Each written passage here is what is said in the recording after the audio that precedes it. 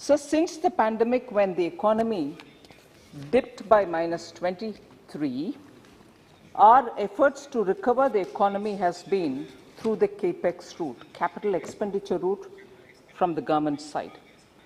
And this because it has great multiplier effect, enables to have in situ jobs created where the projects of the public expenditure are being spent and the projects are being made to rise. So that immediately in situ creates a lot of jobs and therefore triggers better income and therefore triggers better consumption. This is a well-established route in terms of multiplier for capital expenditure, as different from the route which is asserted by economists when you give money in the hands of the people, where the multiplier is far lesser than a rupee spent, is far lesser than that rupee spent. The next very important line is also enhancing the productive capacities in the economy so that we can spur and sustain domestic demand. Third is also an approach which is comprehensive, looking at social security. I already explained the inflation management. So these four major routes and activities have actually kept the economy in a sustained growth path. So in a way, if I have to put in a few words what this budget of 2023-24 is, it actually, in a way, if I can say, astutely balances the requirement for India's development imperatives within the limits of fiscal prudence. So that is a very difficult balance. I'm sure most of us who are speaking on the Indian economy and the budget would observe that it is a very, very tight, measure. It's a very delicately balanced act, and that's what has been achieved in 2023-24 budget, without compromising on India's growth potential and sustaining the growth momentum. We also have made sure that fiscal prudence is maintained as per the glide path we had given 2 years ago. We were in a stretched fiscal situation, sir, post the pandemic.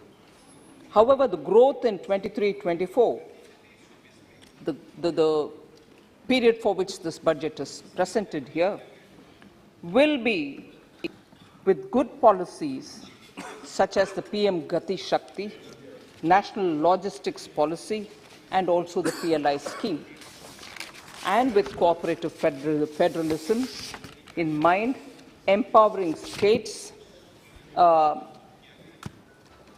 is of great concern for us. And as I go about speaking on specific points on which members of parliament have spoken, I'll also highlight what measures, even as of today, I have taken in order to maintain the state's fiscal health and also ensure that money is in their hands at the time when they need it.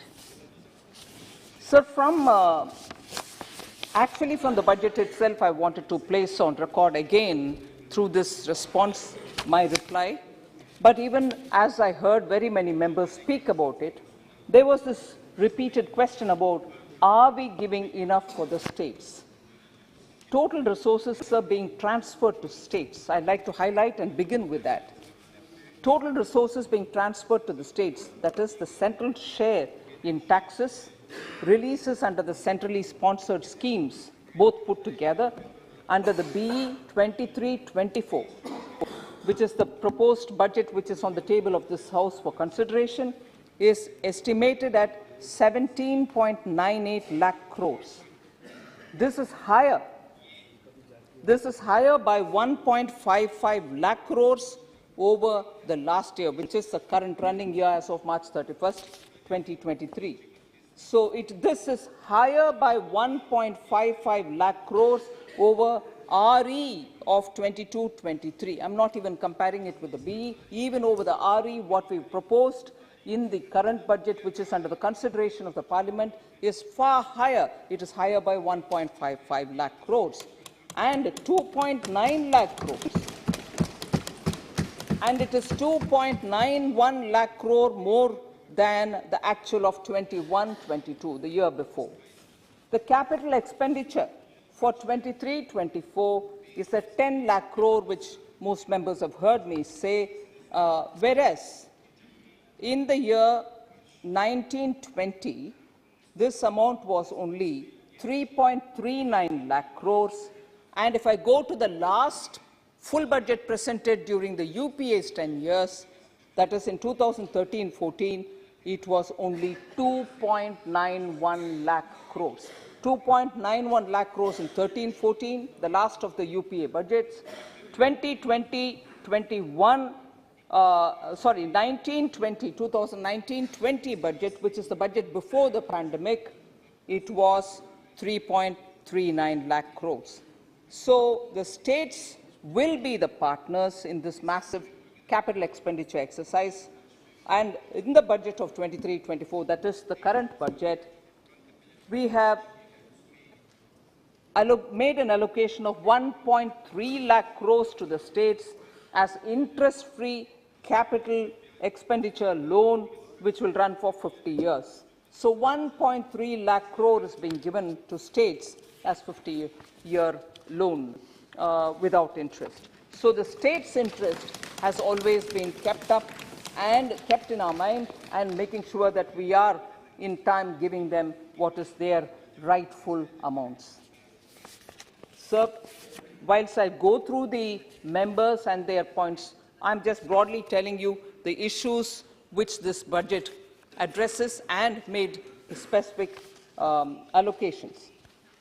Broadly, the headings are middle class, employment related, MSME related, agriculture related, rural population related, health related, and green growth related.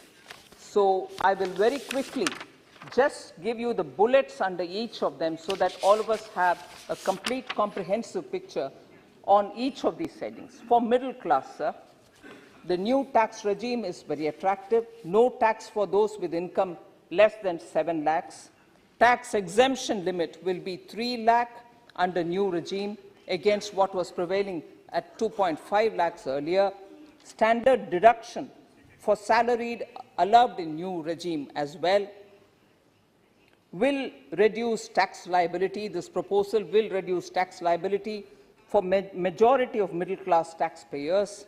New regime will be the standard or default. Taxpayers will have to opt for the old regime if she or he wants. Doubling of investment limit in small savings schemes from 15 to 30 lakh, and increase in limit of monthly income scheme benefiting senior citizens and others through high interest rate with full safety will also benefit the middle class. And finally, for middle class, new small savings scheme for women and girls with attractive interest rate of 7.5% for a 2-year tenure. Sir, here I can't see member N.K. Premchandran, who asked for a clarification regarding the new income tax regime. He said, I'm paraphrasing, I'm not quoting his exact words, but he said that under the old tax regime, a common man can save up to 4.5 lakh on his income from 9 lakhs. On his income of 9 lakhs, he can save up to 4.5 lakhs. However, he said in the new regime that won't help at all. In reality, sir, it is very difficult, actually, strictly speaking, for a common man who earns 9 lakhs to avail 4.5 lakhs in deduction. And after all, since he has to run the family as well as think of constantly of how best he can reduce the taxes. So when he's earning 9 lakh annually, 4.5 lakh in deduction itself will be quite a large and an effort-ridden exercise. Enhanced rebate, whereas what we want to explain here, since the enhanced rebate in the new scheme is unconditional, it will greatly benefit income earners in the lower tax brackets as they have higher disposable income in their hands for meeting their essential expenditure. So I wanted to just assure Member N.K. Premchandran that it's not always possible for a 9 lakh salaried person to have 4.5 lakh under exemption and then also be having enough money to spend for his family. So that was for middle class. So if I move for employment-related information from this budget, sir. Increase in capital expenditure with large multiplier effect, and that's 10 lakh crores, and of which 1.30 will go to the states as well. Increased credit of 2 lakh crore at lower interest rate to MSMEs, who are the biggest job creators. Lab-grown diamonds have been given a fillip, which is a sunrise sector, and it has very high employment potential. Multidisciplinary courses for medical devices to create skilled manpower in futuristic medical technologies, manufacturing and research. That's also aimed at greater employability for our people. Job opportunities through Make AI in India and Make AI Work for India in educational institutions is clearly giving that cutting-edge benefit for our students. Comprehensive tourism package for 50 destinations, creating direct and indirect jobs.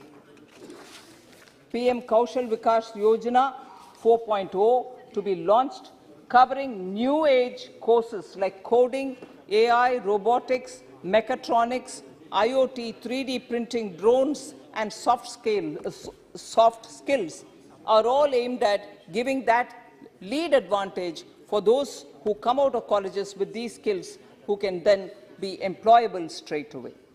30 Skill Indian International Centers. 30 Skill India International Centers will be established to train youth for international job opportunities, inclusive of any optional language which they would want. So this is about employment, particularly from this budget. For MSMEs, sir, Vivad Se Vishwas. Vivad Se Vishwas scheme for refunding forfeited amounts of bid performance security, which is given during COVID period in all government and PSU contracts with MSMEs. One point which I've missed out on employment is how in the government, in this year, every month, Prime Minister, also the ministers have all gone all over the country to give employment letters in government jobs. About 10 lakh jobs are being offered in the government, and that cannot be missed out. Sir, Vivad Se Vishwas scheme for MSMEs, and also to encourage timely payment, deduction of expenses for tax purposes allowed only when payment actually made to MSMEs will greatly benefit MSMEs, because most often large companies retain them and really take the offset benefits for it without really paying the MSMEs. We want to encourage the payment of MSMEs because they are the ones who generate a lot of local jobs. Revamped credit guarantee scheme for micro and small enterprises with additional credit of 2 lakh crores and reduction of interest rate by approximately 1%. And also, the presumptive taxation limit has been enhanced both for MSMEs and for professionals. Sir, I have 3 more of these main subjects, so that from this budget we'll be able to club it all together to see for that head as to what we have given. For agriculture, agricultural credit target has been enhanced to 20 lakh crores. India will be developed as a global hub for Shri Ann, that is the millets. Agricultural Accelerator Fund for agri-startups. Major increase in storage facilities through cooperatives. Computerization of the PACS packs. Tax relief to cooperative sugar mills and PACs. That is more than about 9,000 crores, which is going for the benefit of the sugarcane farmers. Decentralized storage facilities through cooperatives to enable farmers to store their produce and sell it at the right time when they will get better prices. And also a new sub-scheme for fishermen, fish vendors under the PM Matsya Sampada Yojana. All this is definitely going to make India's agriculture far more robust. Rural population, sir, huge increase in the outlay for Pradhan Mantri Awas Yojana, 66% increase, and 79,000 crores are being given for PM Awas Yojana. Increase in the outlay for Jal Jeevan Mission from 60,000 crores to 70,000 crores. 15,000 crore mission for particularly vulnerable tribal groups. We talk about inclusion, but when we talk about what is being provided to the tribes, nobody wants to hear that, and they will still question. Sir, I have a request. Today being the Friday, that the private member business, since this is financial business is going on, it may be kindly taken up on Monday. सदन की सहमति है? माननीय वित्त मंत्री जी।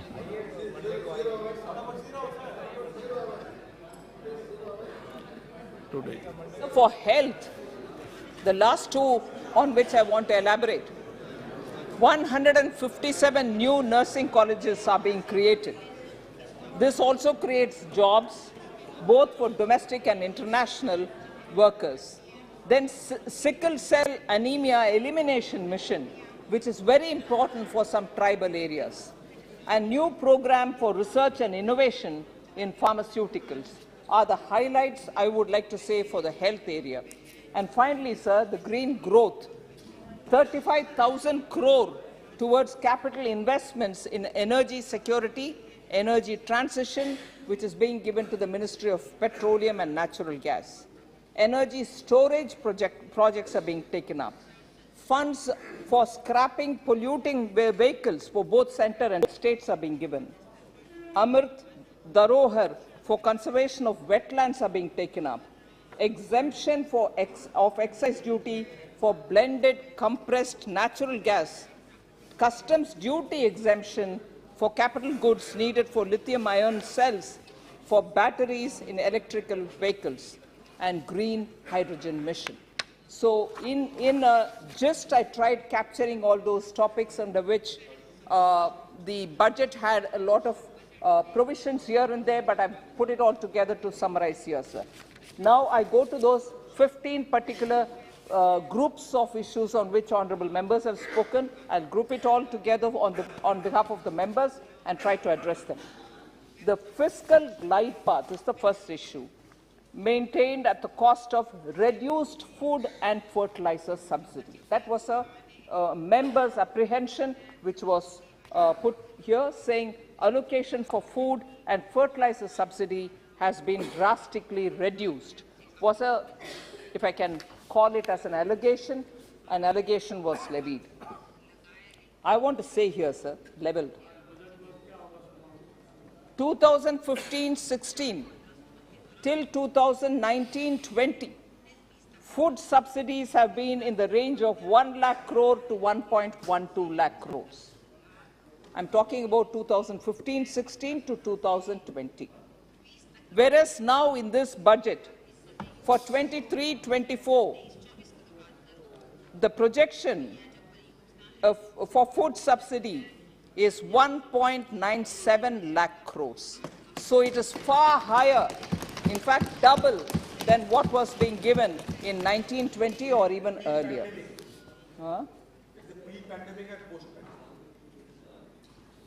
The provision for food subsidy available in the budget of 23-24, sir, is adequate, we think, to cover all the anticipated expenditure for the PDS operations.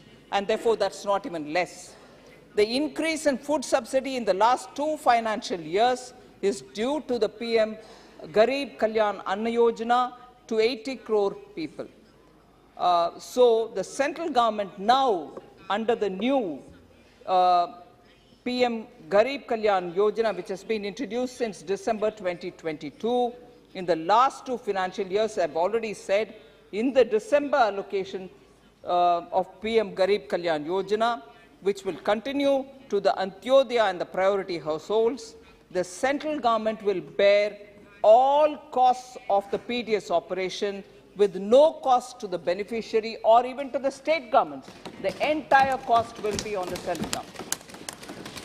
So, there is just no reduction in the food subsidy, and therefore, on that behalf, to allege that I'm maintaining fiscal consolidation at the cost of reducing food subsidy is completely wrong. Sir?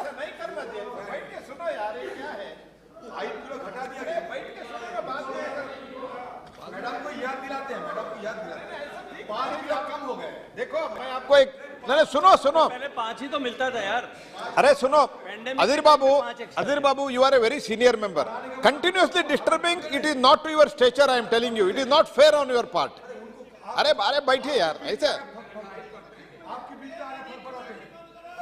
Sir, today Adhir ji is very conscious. Adhir ji is very conscious. I have always my respect. I have a great respect. Thank you. Surely, with that respect in place, even from my side, Adhir ji is very conscious. 5 kgs कम हो गया है. इनके NFSA 2013-14 में कितने राज्य में NFSA implement किया गया था?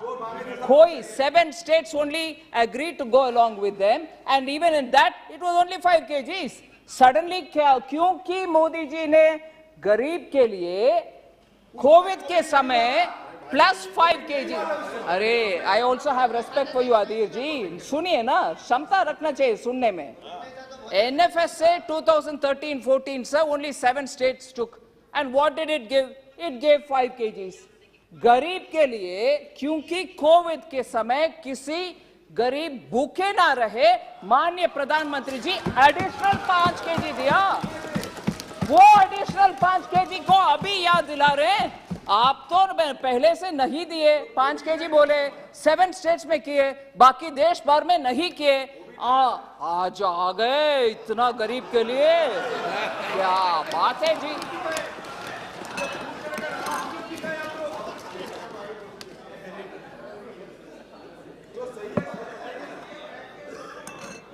सर, another point was वो गरीब के लिए फूड को कटवा दिया, इसीलिए आपको फिस्कल कंसोलिडेशन हुआ. I proved it. No. Now I'll come to the fertilizer subsidy, sir. 2015-16 मैं उनके 13-14-12 में नहीं जा रही हूं अभी. 2015-16 to 2019-20 में fertilizer subsidy has been in the range of 65,000 crore to about 80,000 crore.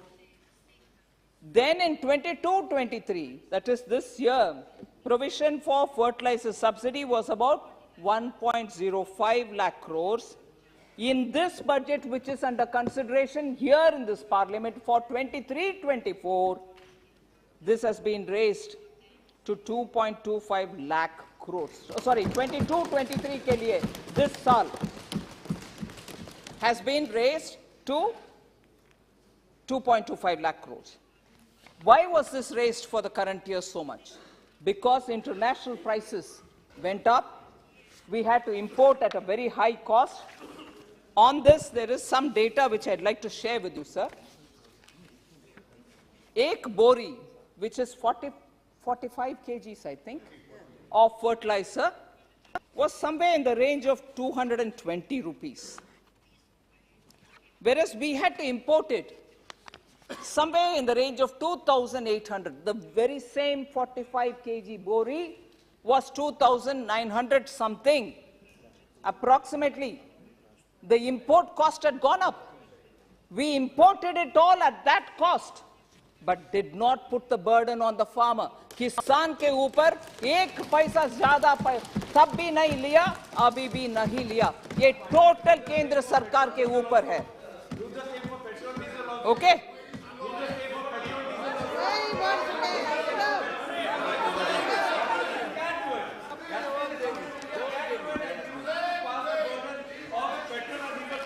Sir, एक मिनट सर, क्योंकि हमारे very active member honourable Gogoi इस विषय में उठे, मैं जो विषय बाद में बोलना चाहती थी मैं अभी ही बोल रही हूं। एक्साइज ड्यूटी जब ज्यादा हुआ, फॉरेन प्राइस, इंपोर्ट प्राइस जब ज्यादा हुआ, प्रधानमंत्री मोदी जी 2 बार एक्साइज ड्यूटी को कम करके जनता के ऊपर बोझ ना हो ऐसे स्टेप लिया, नवंबर में और जून में, नवंबर 21, जून 22 में। 1 मिनट सर उस विषय में बोलना चाहती हूं। तब से लेकर आज तक हम तो जनता के ऊपर बर्डन कम हो इसीलिए एक्साइज ड्यूटी को कम कर रहे हैं। इसके उल्टा करने वाले स्टेट्स का नाम लेना चाहती हूं सर। सॉरी, मेरा हिंदी सही आ रही है कि नहीं? हम तो प्राइस कटवाने के लिए कोशिश करके नवंबर में 2021 और जून 22 में कटौती की। माननीय प्रधानमंत्री जी बोले कि एक्साइज ड्यूटी को कम करो, किए, मगर तब से लेकर आज तक मैं नाम लेना चाह रही हूं, एक पहले किया होगा, आज दूसरे क्या कर रहे हैं, जो भी हो, उल्टा जनता के ऊपर बोझ पड़ना परवाह नहीं पड़ेगा, करने दो। ऐसे करने वाले लोग का नाम बोल रही सर। एक्टिव हमारे, ठीक है अधीर जी पूरे 2 दिन आप सबका सुना।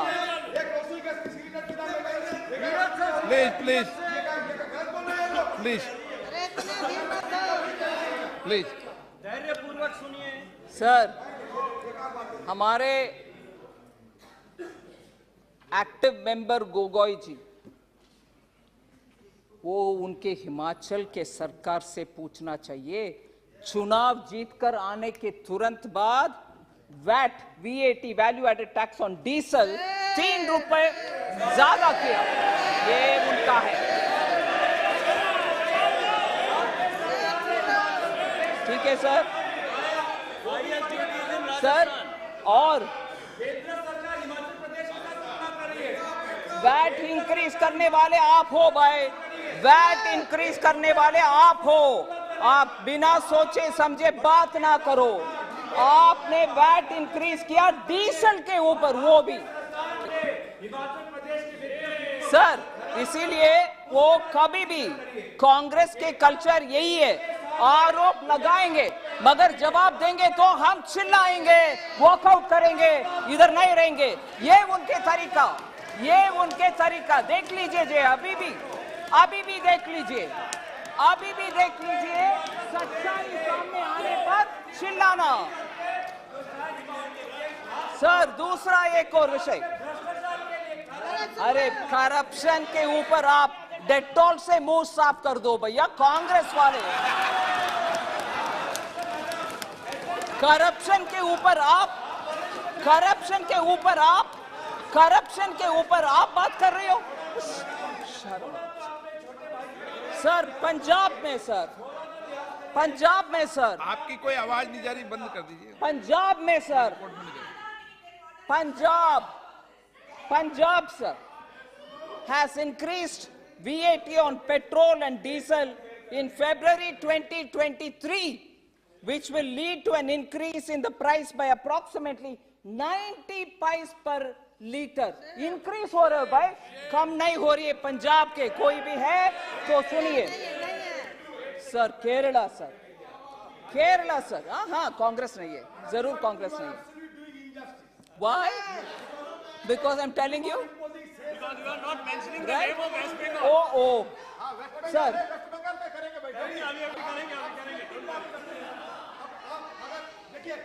प्लीज सर ये क्या है sir? Please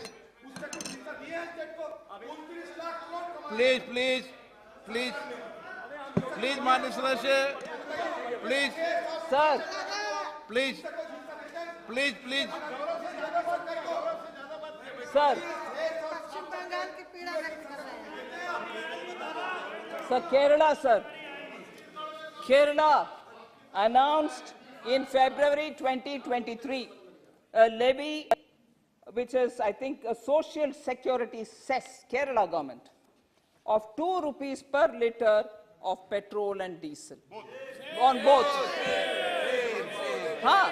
Abhi, Manya leader of the opposition, if I can call him that, Adhir Ranjan Chaudhary ji, said, cess आप collect कर रही हो. Cess का विवरण भी मैं देती हूँ, कितना collection होती है, कितना states को जाता है, मैं बिल्कुल देती हूँ उसको. सर, ये अगर ये सब है, बाकी भी बोलती हूँ सर, states, हाँ, राजस्थान? नहीं, राजस्थान में गड़बड़ है भैया. पिछले साल के बजट इस साल पढ़ रहे हैं. सर, उनको तो ये भी पता नहीं है. अम्मा, सर, गॉड किसी को भी, साल का बजट पढ़ रहे हैं, पिछले साल का बजट पढ़ रहे हैं.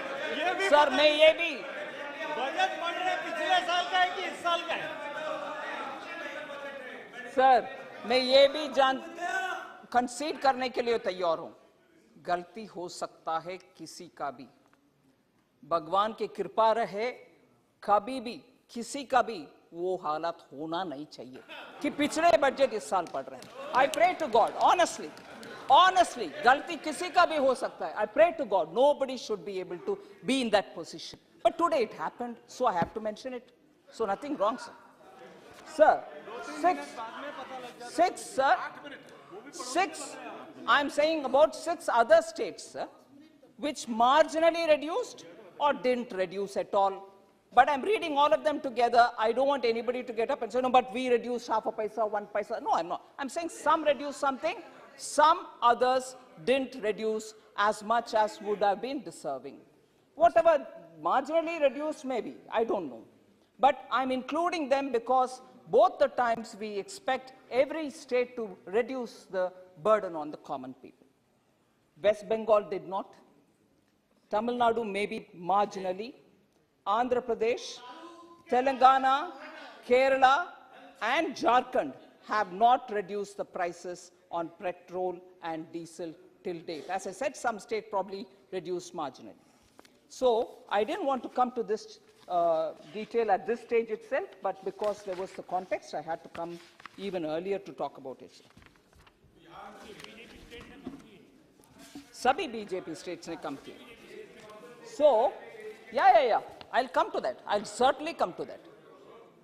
Sir, so for fertilizer subsidy, we had made sure that the burden is not shifted on the farmers. Any increase in cost in imported price, the government, central government is bearing it all in full. And at this stage, in this budget, we have tried making a reasonable allocation. And always it's subject to, if there is more increase, we'll give that much more. But in this reasonable allocation of 1.75 lakh crores has been made in the budget which is before you, 2023-24. Even this is 1.75 lakh crores, sir. And we have earlier, when we didn't make a provision, we still somehow imported it at whatever cost, although we didn't make a provision. That should clearly put our intent before you, saying for farmers we'll never let down. Sir, Manrega, an issue on which a lot of members have spoken, saying, no, the allocation has come down. So that's not true at all. I want to explain how. I want to explain how. The current year BE allocation is 73,000 crore. It had been increased to 89,400 crores in the RE of this running year, 31st March tak. So from BE, even this year, we've shown an increase. It's a demand-driven program, and therefore, whenever there is an increase, we'll come up with the numbers. But this year, we want to also underline the fact that Manrega outlays factors in economic recovery and massive increase in the PMAY Awas Yojana, particularly the rural, where 34,487 crores have been allocated. Other than the allocation for Manrega itself, here, similar beneficiaries, similar rural work, gets 34,487. The same set of people will have to benefit from it. And the Jal Jeevan Mission gets 10,000 crores, which caters to the same catchment area and also the same beneficiaries. So there is actually no reduction. One, it keeps going up as and when the demand comes. अरे सुनना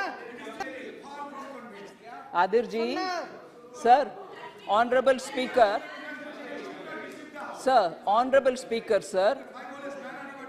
आप पढ़ madam आप पढ़िए Sir, There is no connection. sir, Suresh Babu घर और जल पानी के बीच कनेक्शन नहीं है क्या?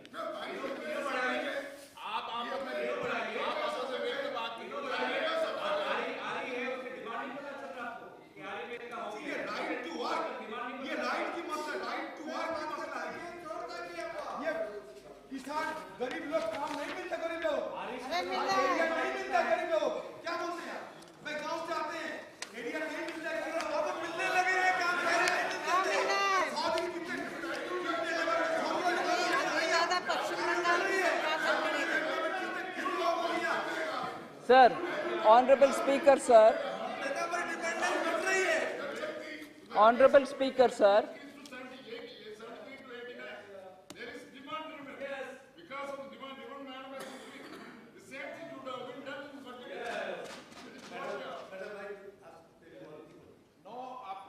Sir, 1 minute, sir.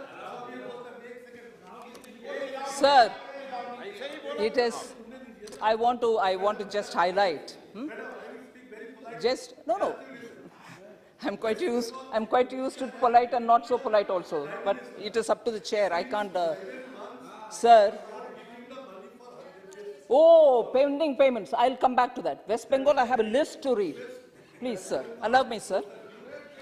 Sir. Manrega, sir. Sir, please allow me to speak, sir. Manrega, sir. I said I want to respond to Honorable Member Adirji. Huh?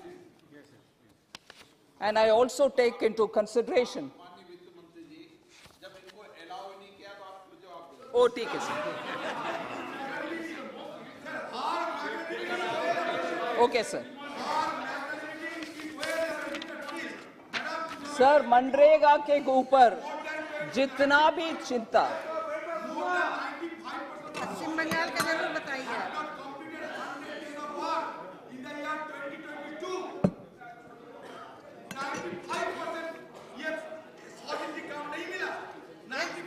ये दीदी से जवाब पूछो ममता दीदी से सर, मनरेगा के विषय में क्योंकि इतना चिंता वाजिब है, अरे वाजिब है भाई, इतना चिंता जता रहे हैं। पैसा खाते सर, मनरेगा के ऊपर चिंता वाजिब है। मैं सिर्फ एक लिस्ट से नंबर पढ़ना चाहती हूं। बीई के समय एलोकेशन एक अमाउंट है, मैं रिकॉर्ड रख के सामने बात कर रही हूं कि BE every year we increase to RE, clearly we'll increase to RE when the demand arises. We've never let it down. उसका उदाहरण बोल रही हूं सर, 2019-20 से, which is just before the pandemic, 60,000 था, 60,000 crore था पैंडेमिक बजट में, pre pandemic budget में 60,000 crore था बजट एस्टिमेट बी। उस साल आरई में 71,000 तक गया। एक्चुअल रिलीज उसके बाद डेटा आता है 71,687.71 crores। ये 1920 का। 2021 61,500 crores BE, RE 1,11,500, actual release 1,11,11 170.86 crore बढ़ते गए 21-22 73,000 BE 98,000 RE actually it was 98,467.85 increased allocation ऐसे इस साल भी 73,000 BE already 89,400 RE ये हमारे प्री पैंडेमिक का एक साल और पोस्ट पैंडेमिक का डिटेल प्री पैंडेमिक का प्रीवियस इयर्स भी ऐसा ही है मगर मैं याद दिलाना चाह रही हूं 2009-10 जानना चाहिए प्लीज हंसी मजाक नहीं है गरीब रूरल आप हंस रहे हैं ना जी आप sir hope honourable chairman sir हंस रहे हैं मुझसे इतना नहीं गोगोई जी प्लीज अभी he laughed at me I'm giving details and he is laughing at me but when it suits him he says गरीब के लिए हम बात करते हैं आप बोलो गरीब के लिए बात कर रही हो हंस रहे हैं वो सही है क्या नो मैं गंभीरता से उनके पॉइंट को लेकर के जवाब दे रही हूं हंसना yeah thank you for setting the standards I'm seeing how it is happening here sir honorable sir 2009-10 में BE 39,100 2009-10 हाँ जरूर जाऊंगी 2009-10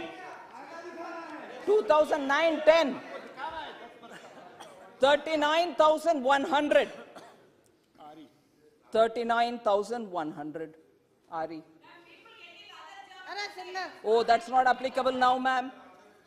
That's not applicable now, ma'am. Sir, 2010-11, 40,100 BE. How much was RE? वही 40,100, मगर actual spent was 35,841 only. Sir, 2011-12, 40,000 BE, RE 31,000, and actual fund released 29,215. Sir, गरीब का विषय में पॉलिटिकल नहीं बनना चाहिए जब आपके शीशे के घर ऐसा है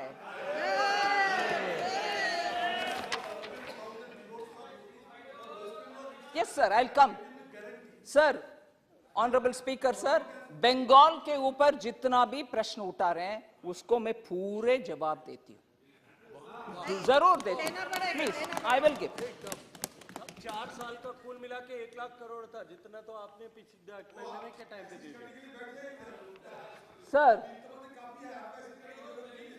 सर ये मनरेगा के विषय सर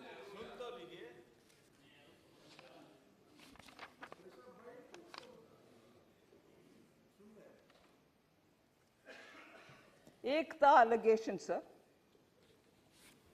जो अभी ऑनरेबल मेंबर भी जिक्र कर रहे हैं मनरेगा और PM Awas Yojana funds should be released immediately to West Bengal उस विषय में मैं थोड़ा बात करना चाहता हूं various central schemes sir which investigate various central teams which investigated MNREGA works in Bengal found serious shortcomings in the works. मैं पूरे बोल रही हूं आज का विषय भी बोलूंगी State government was asked to submit action taken report on the observations by the various teams. The state government submitted one set of reports of action taken in 2022, late November, December. And that amount is 5,473 crores. Once the scrutiny is all over, that amount will get released. One. Second, sir, again, many claim, this is Awas Yojana, Gramin. Many complaints have been received from MPs and MLAs about irregularities in the implementation of the scheme. Department of Rural Development has constituted a national level monitors who have submitted report of irregularities, including the change of name and logo of the scheme. Branding पूरे के पूरे बदल दी. ATR has been sought. Sir, ATR was sought from the state government, which was action taken report has come. And after that also, very many questions were, in fact, beneficiary list was asked. Again, complaints were received about irregularities on the list of beneficiaries, which was prepared by the state government, including ineligible beneficiary.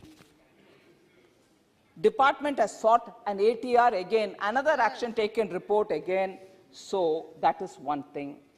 Gram Sadak Yojana, 173 crore is pending for release to the state due to reconciliation related issues between center and state. No, there are more. I don't want to, sir, I don't want it to appear as though I am saying it all, and therefore central government is only creating problem. Media reports, sir, this I'll authenticate and submit on the table. PM Awas is for rural poor, but in West Bengal, owners of houses like these are on the list. Sir, it is not me. Yes, sir. So double mansion-like buildings are being built. Is it right? Is it not right that I should investigate, sir? I'll authenticate and submit. I'll authenticate and submit. I'll also come to one more thing.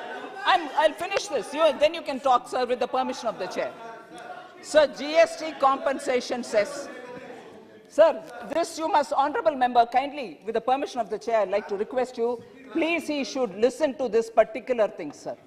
और ये हम सब के लिए भी एक सबक जैसे विषय है. मैं बहुत ही विनम्रता से ये बात आपके सामने रखना चाह रही हूँ. Sir, GST compensation cess.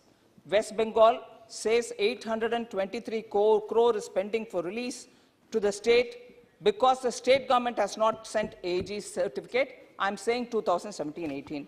But in this bahana, this is not a news report. This is my own office paper I'm reading. Huh? I'll just give you this information. It may be useful for the honorable member. Sir, honorable chair से बात कर रही हूँ मैं. Honorable chair के साथ बात कर रही हूँ मैं.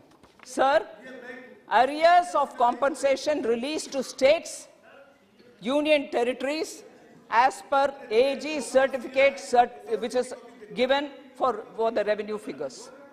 AG का certificate के साथ compensation का request जब पहुंचता है, हम amount release करते हैं. वेस्ट बंगाल के डिटेल मैं आपके सामने रखना चाह रही हूं, बहुत ही विनम्रता से. Compensation cess.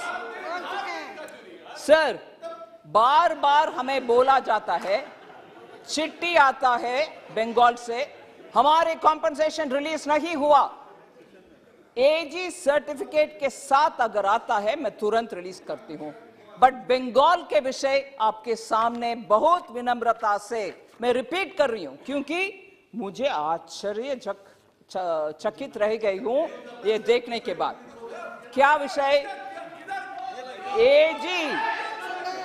एजी का सर्टिफिकेट. सर, एजी का सर्टिफिकेट के साथ कॉम्पनसेशन का क्लेम कब से नहीं आया बंगाल से?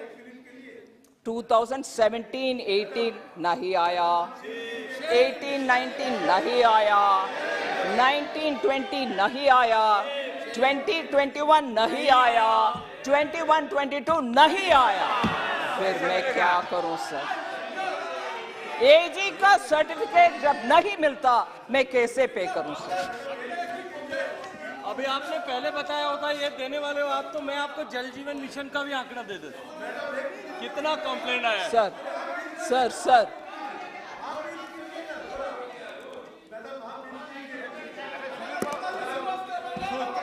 So, सुधीर बाबू इधर इधर लास्ट एक और विषय सर, बंगाल के विषय लास्ट एक और विषय पेंडिंग है sir.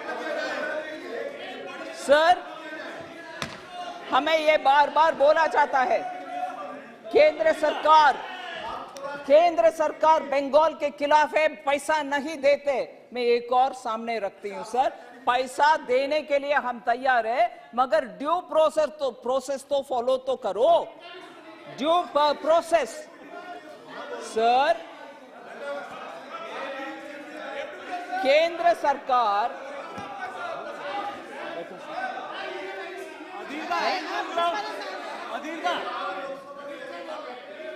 Permission chair sir, chair मुझे बोलने के लिए कह रहे हैं, मैं बात कर रही हूं सर।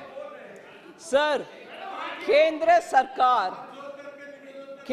सरकार हर राज्य को जब उनको सेंट्रल आर्म्ड पुलिस का मदद चाहिए होता उनको दे देते हैं। सेंट्रल आर्म पुलिस चाहिए, ले लो। सेंट्रल आर्म पुलिस फोर्स का बंगाल को भी डिप्लॉयमेंट के लिए दिए, मगर बंगाल से ड्यू उनकी तरफ से हमें पेमेंट जो करना है, क्योंकि हम तो पुलिस फोर्स दे रहे हैं उनको, उधर से हमारे पास उनके पैसा अगर रह गया तो इतना आवाज उठाते हैं। ठीक है, राइट है उठाने के लिए, मगर हम भी उठाना चाहिए sir. Central arm forces Bengal के लिए दिए 1841 करोड़ पैसा हमारे उधर बाकी पड़ा हुआ है, नहीं मिला। ये कैसे सर? हम देते रहे उसका ड्यू प्रोसेस पूरा है कि नहीं? सर, बंगाल के विषय में मैं ये बात जरूर सामने रखना चाहती हूँ, because it's matter of data.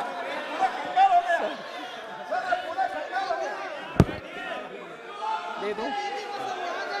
आपको प्रोटेक्शन देना चाहिए। हाथ जोड़ के कह रहे हैं कि बताओ, आप मत बोलो। हाथ जोड़ के कह रहे हैं कि मत सर, बोलो।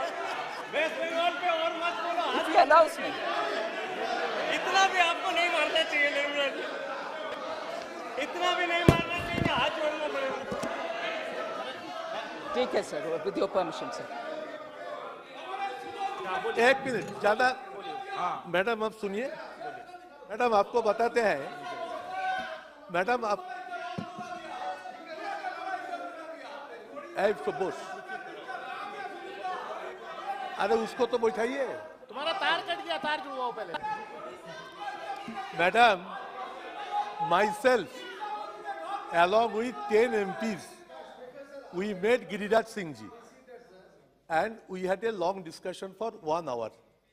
Giriraj Singh ji attended with his full officials and we 10 MPs all together. So he clarified these issues to us and he asked that you send your cabinet minister from government of West Bengal. I went back, I reported to Chief Minister and Chief Minister sent the minister to talk to Giriraj Singh ji. There was a long meeting. Everything was sorted out. But the 7,000 crore rupees are not being माननीय released. मंत्री जी, So, sir, madam, our allegation, you are trying to blockade economically our state of West Bengal. Anti West Bengal. You are trying to blockade economically our state of West Bengal. Honorable Speaker, sir, he's a very respected member. I have a lot of personal respect for him. I listen for every one of the members. Irrespective of anything that is said in the House, I fully take it because I'm here to answer with due respect. I will do it. Sir, but whilst he may give me, honorable member may give me the details of his meeting with Honorable Minister Giriraj Singh and everything else, नहीं, that allegation एक against minute, sir, किसी मंत्री से बाहर चर्चा हो, इसको सदन के अंदर बोलना कोई तर्क आवश्यक नहीं नहीं है। आप तो ठीक है, सर। आपका जवाब दीजिए। But I would request the honorable member to say Bengal का ब्लॉक कर रहे हैं, वो नहीं है। हम माननीय सदस्य गलत, मैं बाहर निकाल दूंगा, आपको पोस्ट निकालेंगे। So, what I state here is, sir, with facts. I state with facts. I'm not giving any figment of my imagination. Sir, then this question of reduction in agriculture allocation. Senior member T.R. Baluji mentioned about it. About 8,000 crores, sir, from RE 22-23 to BE 23-24. What was in the RE of the current running year to the BE of the forthcoming year. 8,000 crores is the increase. It includes outlays for agriculture research, animal husbandry, dairying, fisheries, and cooperation sector. PM Kisan, sir, also reflects the provision based on beneficiary update. Quite a few members, many of them are not here, but I still will say it. PM Kisan, sir, there is a lot of data updation which is going on. Deduplication analysis of beneficiaries is being done by the Ministry of Agriculture. So the duplications are being weeded out. And this is not being said for the first time here. In Budget at a Glance document which was shared along with the budget speech, in page 10, this explanation has been very clearly given as to what is the deduplication exercise which is going in the PM Kisan. So if people were to ask me, why is it reduced? That is the deduplication spillover, which I want to put it on record as was stated even in the Budget at a Glance document. So let me now state this, sir. Every eligible beneficiary of PM Kisan will continue to get their benefits, every eligible one. So there is no reduction. Here, I certainly want to refer to a SBI study, sir, which speaks about what actually has happened in terms of, because quite a lot of members expressed their concern about what happens to the doubling of income for the farmers. Quite a few members mentioned about it. And I will give you not my own analysis, but State Bank of India's report. They have a study group which periodically keeps studying on various different developmental activities. July 2022, their report said farmers' income doubled for the financial year 22 compared to financial year 18 for certain crops in some states. So the process is happening, like soya bean in Maharashtra, cotton in Karnataka, while in other cases, if it didn't double, it at least became 1.7 times the original income. Allied and non-farm income showed. It is true that it is reaching doubling. Allied and non-farm incomes showed a significant increase of 1.4 to 1.8 times in most states, in tandem with farmers' income during the same period. So this substantiates another thing, sir. There's one more, 77th National Sample Survey, that the source of the farmer income has become increasingly diverse. सिर्फ खेती से जो पैदावार होते हैं, उसके income सिर्फ नहीं, मगर उससे जुड़ा हुआ बहुत सारे कार्यक्रम से भी किसान का उनका आय बढ़ रही है. ये स्पष्ट वो 77th नेशनल सैंपल सर्वे के द्वारा डेटा अभी मिल रही है. So SBI study also says, sir, किसान क्रेडिट कार्ड के द्वारा उनके क्रॉप लोन जो मिलता है, अभी कितने किसान क्रेडिट कार्ड है वो भी हमारे जानकारी रहना अच्छा होगा. 73.7 मिलियन एक्टिव KCC, मिलियन मतलब इधर 7 crore, am I right? 7 crore 37 lakh किसान क्रेडिट कार्ड एक्टिव है सर. वो किसान खेती भी करें, डेयरी भी करें, फिशरी मत्स्य पालन भी करें, उन सब का मिलजुल करके 7 करोड़ से ज्यादा किसान क्रेडिट कार्ड है. उनको इंटरेस्ट रेट सब्सिडी भी मिलते हैं, आसानी से बैंक से लोन भी मिलता है. फिर मिनिमम सपोर्ट प्राइस भी आजकल ज्यादा से ज्यादा मार्केट लिंक्ड प्राइस से अलाइन ही होता है, उससे एकदम कम नहीं होता. अगर कम होता किसान मार्केट में ही चले जाएगा, ये मिनिमम सपोर्ट प्राइस कभी भी उनके कॉस्ट और उनके रिटर्न ये सब कैलकुलेट करते हुए हम करते हैं, इसीलिए एग्रीकल्चर इनकम में भी बढ़ोतरी हो रही है। सर, फिर इन्फ्लेशन के ऊपर again I refer to Honorable Member Gaurav Gogoi. There's been a wave of external factors which have caused the price increase, whether it is Russia, Ukraine, or even the various disruptions in supply chain. But India's retail consumer price inflation, the CPI, had peaked to 7.8% in April 2022. But now it has come down to 5.7, 5.8%, and therefore it is well within the tolerance band. And this is because, and I would like to seek your indulgence, sir, I want to here specify the various steps that government has taken, and it will be helpful for honorable members to know about it. It is not without effort that these prices, the CPI has come down. UK and Germany are having an inflation rate of 9.2% and 8.5% respectively. US inflation has also been very high, but ours has come down because of the various steps like reduction in the excise duty on petrol and diesel, prohibition of export of wheat products, reduction in import duties and cesses on pulses, rationalization of tariffs and imposition of stock limits on edible oils and also on oil seeds. ये सब कदम हम उठा रहे हैं जिसके वजह से आज नियंत्रण में है महंगाई. Maintenance of buffer stock for onions and pulses, rationalization and of import duties on raw materials used by manufacturing sector, imposed also an export duty of 20% on rice, brown rice, semi-milled rice, as well as wholly milled rice. So, except for parboiled rice, every export item under rice has been levied with an export duty. And also, I will repeat, so that the poorest of the poor are not suffering, Garib Kalyan Anna Yojana has been extended from 1st January 2023.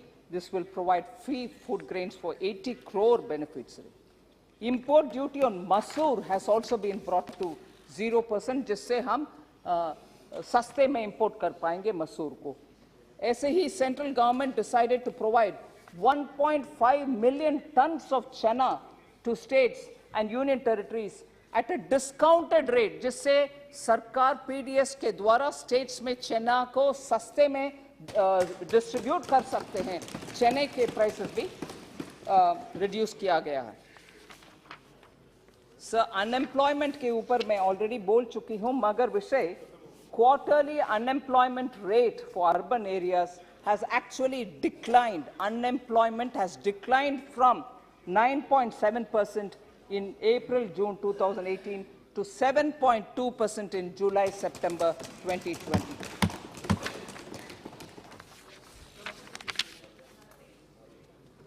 So, employment generation through MSMEs is something which I earlier elaborated on. There was also this very frequently heard concern that health and education had lesser allocation. Even that is not true, sir. Ministry of Health and Ayush, the BE for 23-24, which is this budget which is here, is about 92,802 crores, which is higher than the BE of 22-23 of 89,250. पिछले साल 89,250 था crores health के लिए, इस साल 92,802 हो गया है. बढ़ती आ रही है, ना कि कम. एजुकेशन के लिए सर पिछले साल हमने 1.04 लाख करोड़ 1.04 लाख करोड़ दिए. इस साल हमने उससे बढ़कर के 1.13 लाख करोड़ दिए हैं. इसीलिए एजुकेशन का भी कम नहीं हुआ है.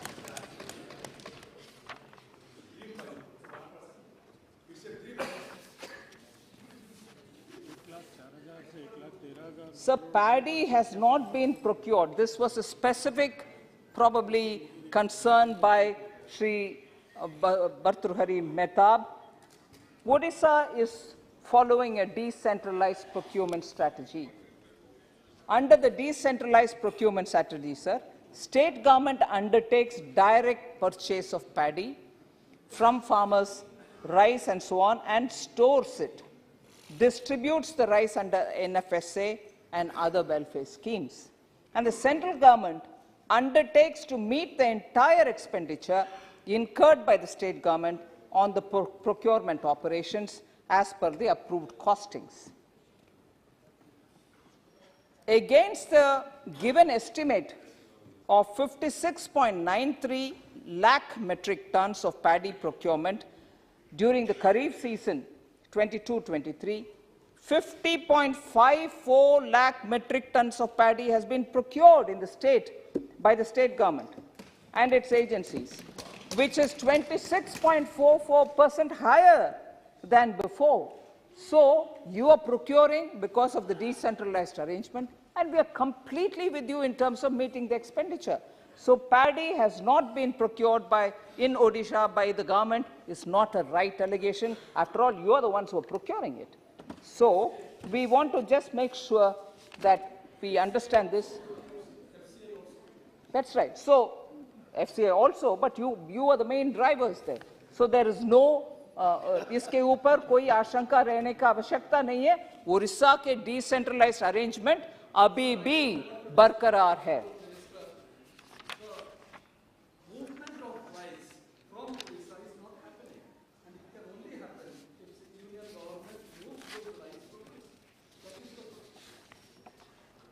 So, but I thought he was talking about the procurement earlier. I've answered that.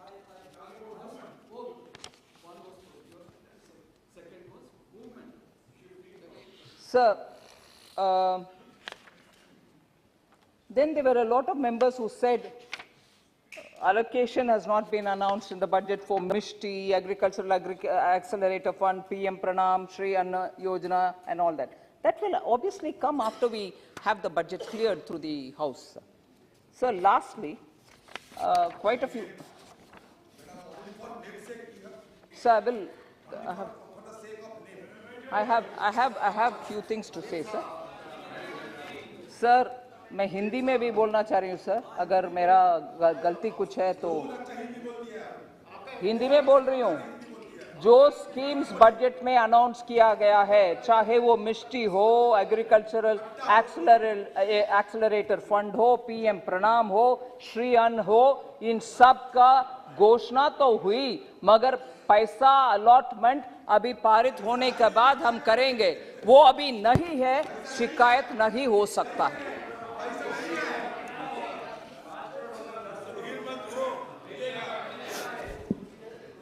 Sir, special package for J&K. Sir, special package for J&K. J&K के ऊपर attention नहीं है. I can't see the member, Honorable Hasnain Masoodi ji. Magar, I just want to highlight special fiscal support. आपको याद होगा sir, जब मैं supplementary demand for grants के लिए विंटर सेशन में आई थी, 9,486 crores have been given for special assistance, special fiscal support for J&K. Then that also includes 850 crore grant for Jhelum Thavi flood recovery project, which is funded by the World Bank. So J&K के लिए जो देना है, वो absolutely on the dot हो रही है. Additional भी support मिल रही है. Substantial progress has also been made in the implementation since only after 2019, and despite COVID pandemic, the disbursement of 62% of external assistance in 154 million US dollars has also happened post 2019 for Jammu and Kashmir. External assistance के द्वारा भी J&K को 2019 के बाद 62% ज़्यादा allotment और disbursement हुआ है. Sir, health and education cess.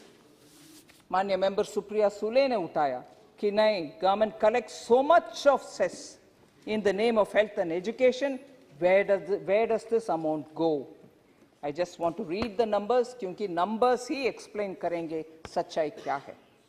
2021 meaning 2020-2021, 35,821 crores were collected, cess that was collected under the name of health and education cess.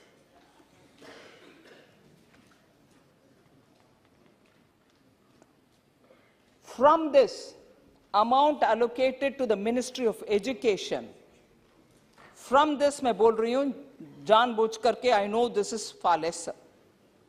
50,729 for education. Amount allocated for Ministry of Health, 18,498. Total amount spent on that head is 69,228, जबकि collection 35,821 ही था. Actually हमने states को 69,228 तक दिया है sir उस साल 2020-2021. So cess ज्यादा collection हो गया, हम उसको इधर रख रहे हैं नहीं. जितना collection हुआ उससे almost double the amount center को states को दिए.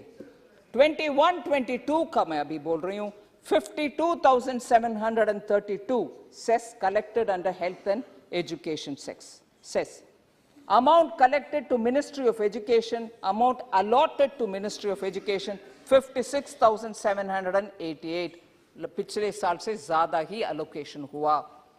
Amount allocated to Ministry of Health, पिछले साल से ज़्यादा ही 25,000 crores. कुल मिलाकर के states को cess इस category cess के द्वारा 21-22 में 81,788 दिया गया है. मतलब 52,000 कलेक्ट हुआ, 81,000 स्टेट्स को भेजा गया. सर ऐसे ही 2022-23 का नंबर दे रही हूं जो बीई है. I don't have the total as it is now because we have another 1 month to go. 62,500 crores is the cess expected to be finally collected. इसमें 86,100 is what we expect to give. So not 1 year, I'm giving you the data, have we kept money from the cess. We actually have given more to the states than what we have collected. So total amount for the 3 years, cess collected, 1,51,053 crores. Actually given 2,37,116 crores. So education and health में cess जितना collection हुई उससे बहुत ज़्यादा states को हमने दिया. So cess के ऊपर ये शंका नहीं रहना चाहिए सर.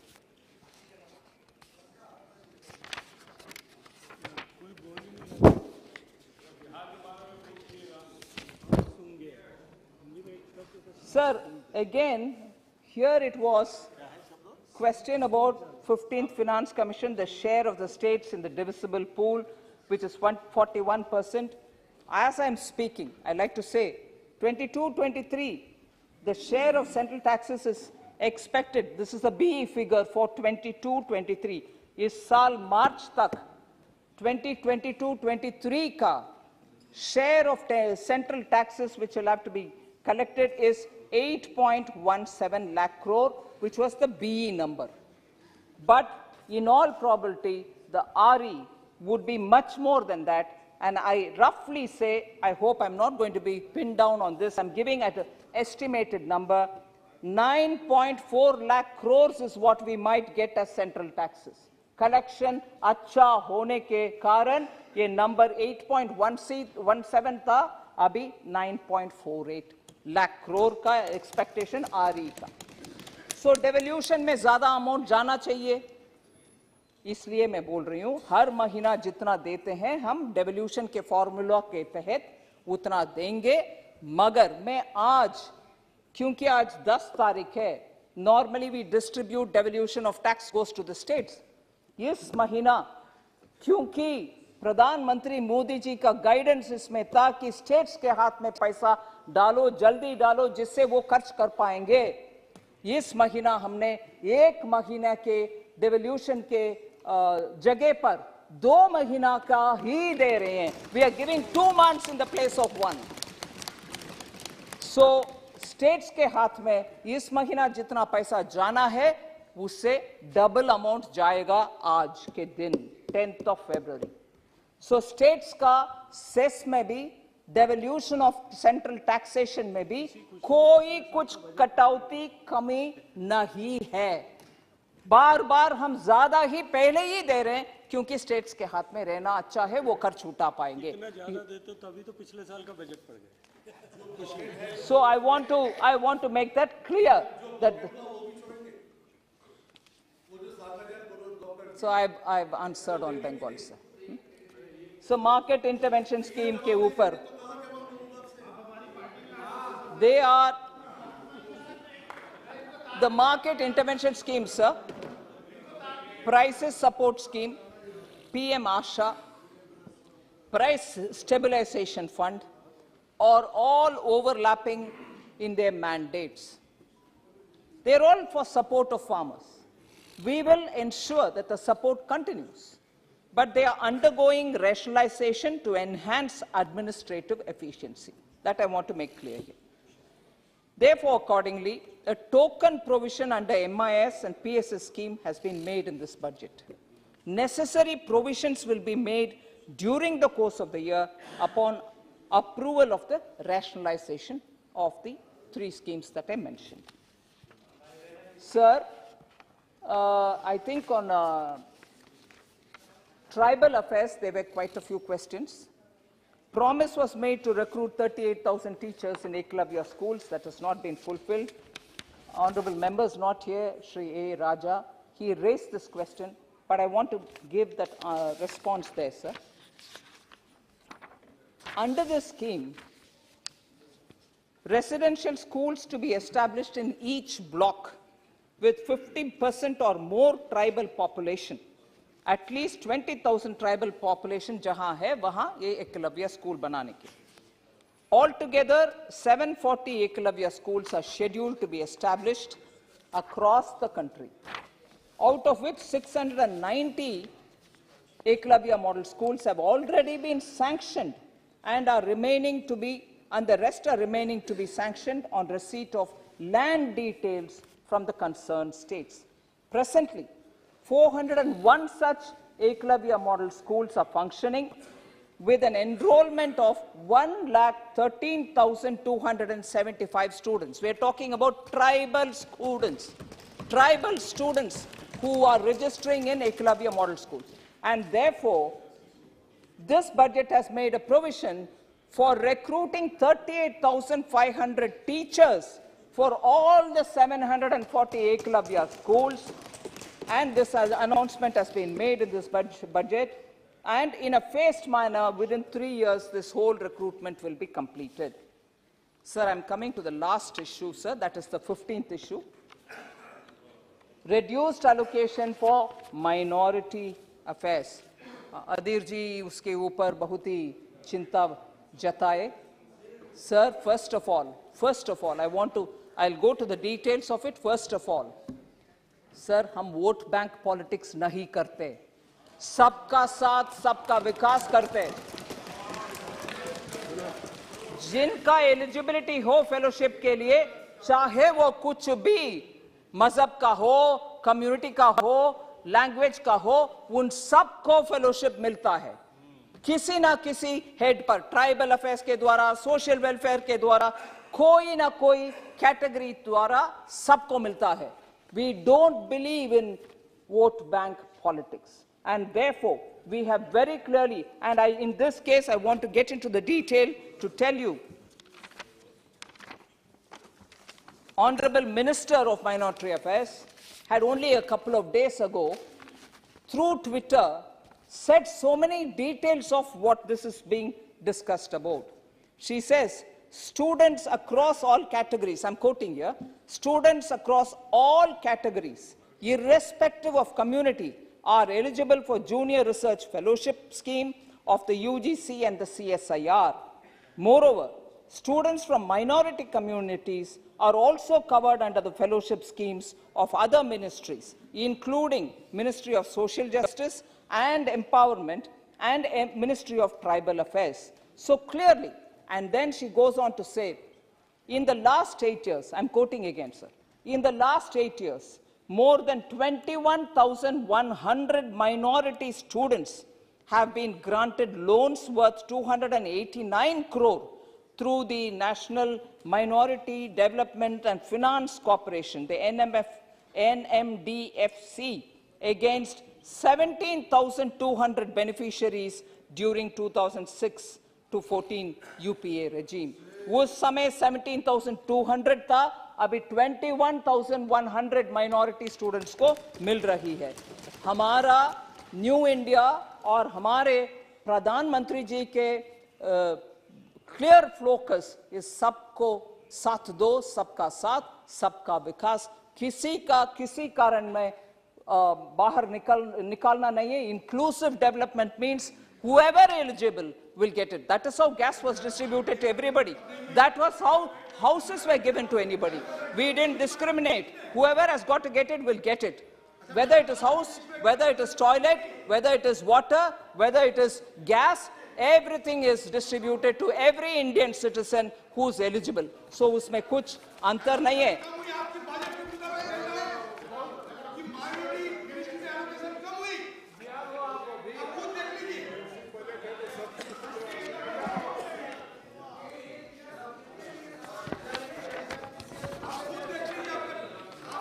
Sir, एक और विषय sir. It's very audible, thank you. Very audible and I've answered. If you want to not hear it, it's a different story. Sir, एक विषय sir. I've answered that question, sir. Honorable member, I've answered that question.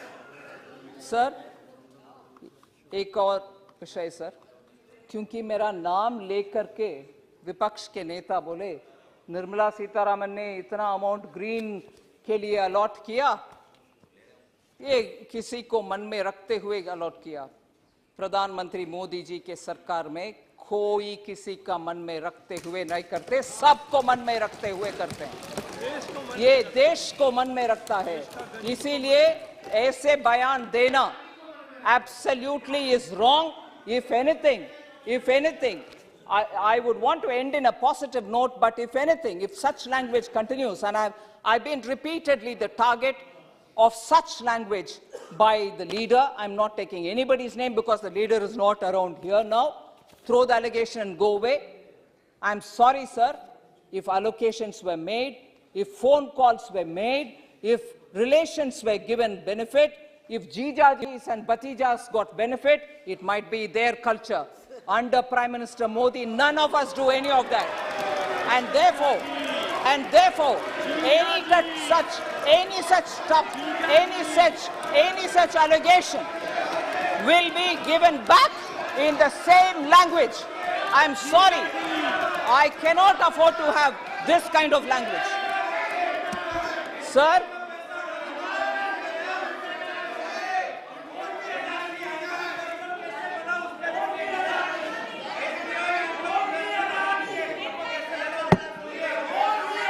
अंत में sir,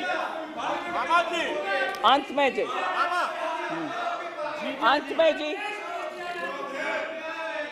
जी, आदिर जी बात करते हैं, बहुत emotionally बात करते हैं. हाँ, हमारे ऊपर एलिगेशन डाला, आप एक कम्युनिटी के खिलाफ है.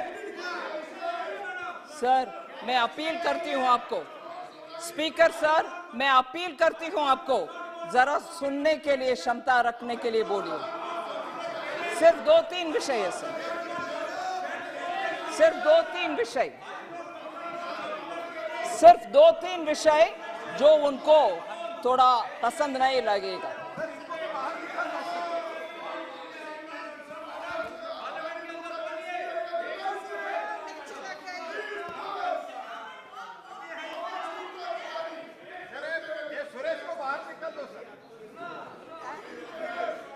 सर, आदिर जी ने बहुत गंभीरता से आप एक यू आर एंटी ये पर्टिकुलर कम्युनिटी ऐसे बोले, मुझे बहुत दुख लगा. No, he said it. Because of the allocation, it is FPR. Yeah, but sir, allocation कम है इसीलिए हम एंटी एक कम्युनिटी है सर. विनम्रता से So विनम्रता से मैं बोलना चाह रही हूँ सर, allocation कम नहीं हुआ. कि पार्लियामेंट में कभी ऐसा देखा आपने?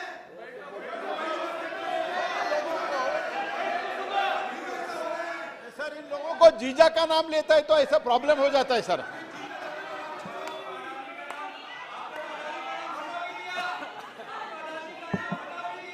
सर चिल्लाने के लिए थोड़ा मदद ले रही हूँ सर, पानी पी पी करके. सर मैं जल्दी खत्म करूंगी सर, मगर provided they hear me. Sir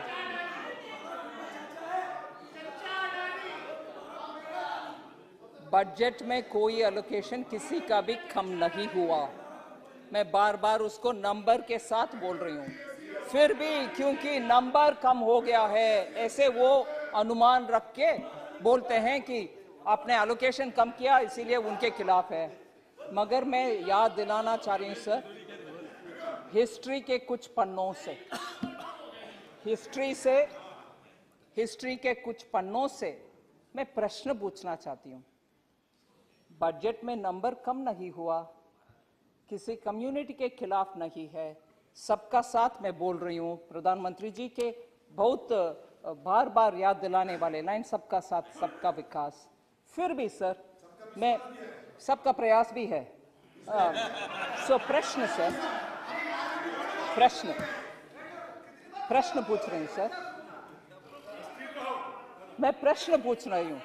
क्या बजट में नंबर अच्छा देने के बाद अगर एक कम्युनिटी को कत्लेआम होता है, उस साल इलेक्शन कमीशन भी बोलता है प्लीज इलेक्शन ना रखो, शायद उस समय के बजट में इतना अमाउंट दिया है उस कम्युनिटी के कारण, फिर भी उस कम्युनिटी का कत्लेआम होने के बाद भी, इलेक्शन कमीशन कहने के बाद भी, इलेक्शन अभी ना करो कहने के बाद भी उस कम्युनिटी के कत्ल खून भी सूखा नहीं है. उधर नेल्ली में जाकर के इलेक्शन करने वाले कौन है? कौन है? कांग्रेस पार्टी के नेता श्रीमती इंदिरा गांधी. वो उस बजट में बहुत अलोकेशन हुआ मगर कत्लेआम भी हुए असम नेल्ली में उस कम्युनिटी का. इसका जवाब वो देंगे कि नहीं देंगे वो मैं पूछना चाहती हूँ. दुख से ये बात कह रही हूँ. उस कम्युनिटी के ऊपर पसंद है, मन है, उनके रक्षा कर रहे हैं, तो कैसे ये हुआ? कैसे ये हुआ? फिर बजट, दानिश अली जी आप उनके प्रश्न मैं पूछ रही हूं, आप पूछना चाहिए इस विषय में. सर इतना एलोकेशन किया, मान लीजिए उस कम्युनिटी के ऊपर इतना प्यार है तो दिल्ली में गले में टायर लगा करके सिखों का कत्लेआम हुआ. क्या हुआ? बजट में एलोकेशन कम था क्या? बजट में एलोकेशन कम था क्या? सो बजट के एलोकेशन के ऊपर आप प्यार का, नफरत का बातें ना करें. आपने इन लोगों का कत्लेआम किए उस समय क्या उनके बजट के एलोकेशन कितना था सर? लास्ट बात, मैं लास्ट बात ये बात बोल रही हूं सर. 1966 में 1963, अरे नेल्ली ची नेल्ली में जो हुआ उसका ची बोलना चाहिए, जैसे ममता बनर्जी ने ची की कविता सुनाए. वो उसका जवाब कौन देंगे? लास्ट बात सर, जवाब नहीं है, जवाब नहीं है सर. लास्ट बात बोल रही हूं सर. अगर दिल्ली में 1966 में anti cow slaughter demonstrators parliament के बाहर गो हत्या के विषय में प्रोटेस्ट करने वाले हिंदू सन्यासी को मार पिटाई करने वाले कौन है सर? यही 96 का कांग्रेस पार्टी है सर। सो बजट में एलोकेशन के कारण हम एक कम्युनिटी के नफरत कर रहे हैं क्या? बिल्कुल नहीं है। सबका साथ, सबका विकास, सबका विश्वास, सबका प्रयास, ये नाटक करने वाले इसे, यही है जवाब मेरा।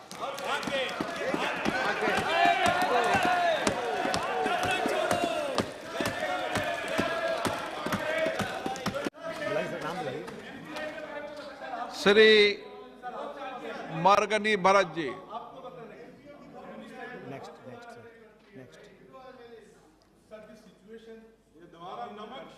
And एक minute wait to it. This situation in the country is very alarming. The LIC policy holders, State Bank of India depositors are very much Okay. hungry. Margani Bharat ji, that their money will be secured and protected. Bajendra Only Singh, assurance from Bajendra Singh, Ravinder Kushwaha, शून्यकाल भाई।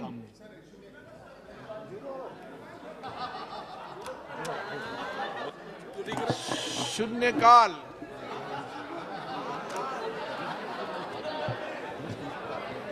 माननीय अध्यक्ष जी,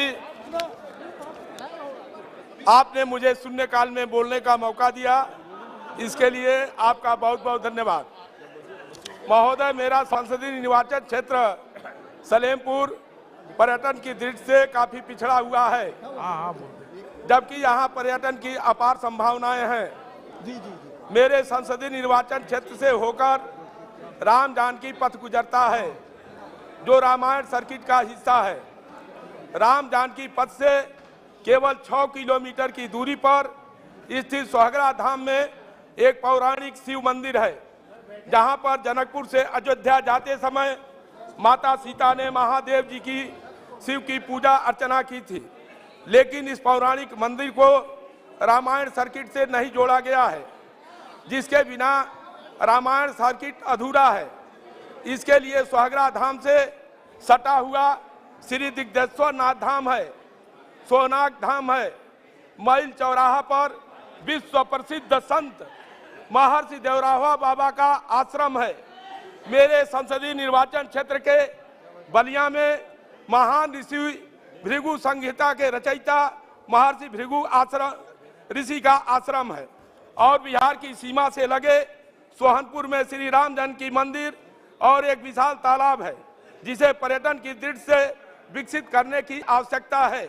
इन स्थानों को विकसित करने के लिए उत्तर प्रदेश सरकार ने हर संभव प्रयास किया है, लेकिन अभी बहुत कुछ करने की जरूरत है।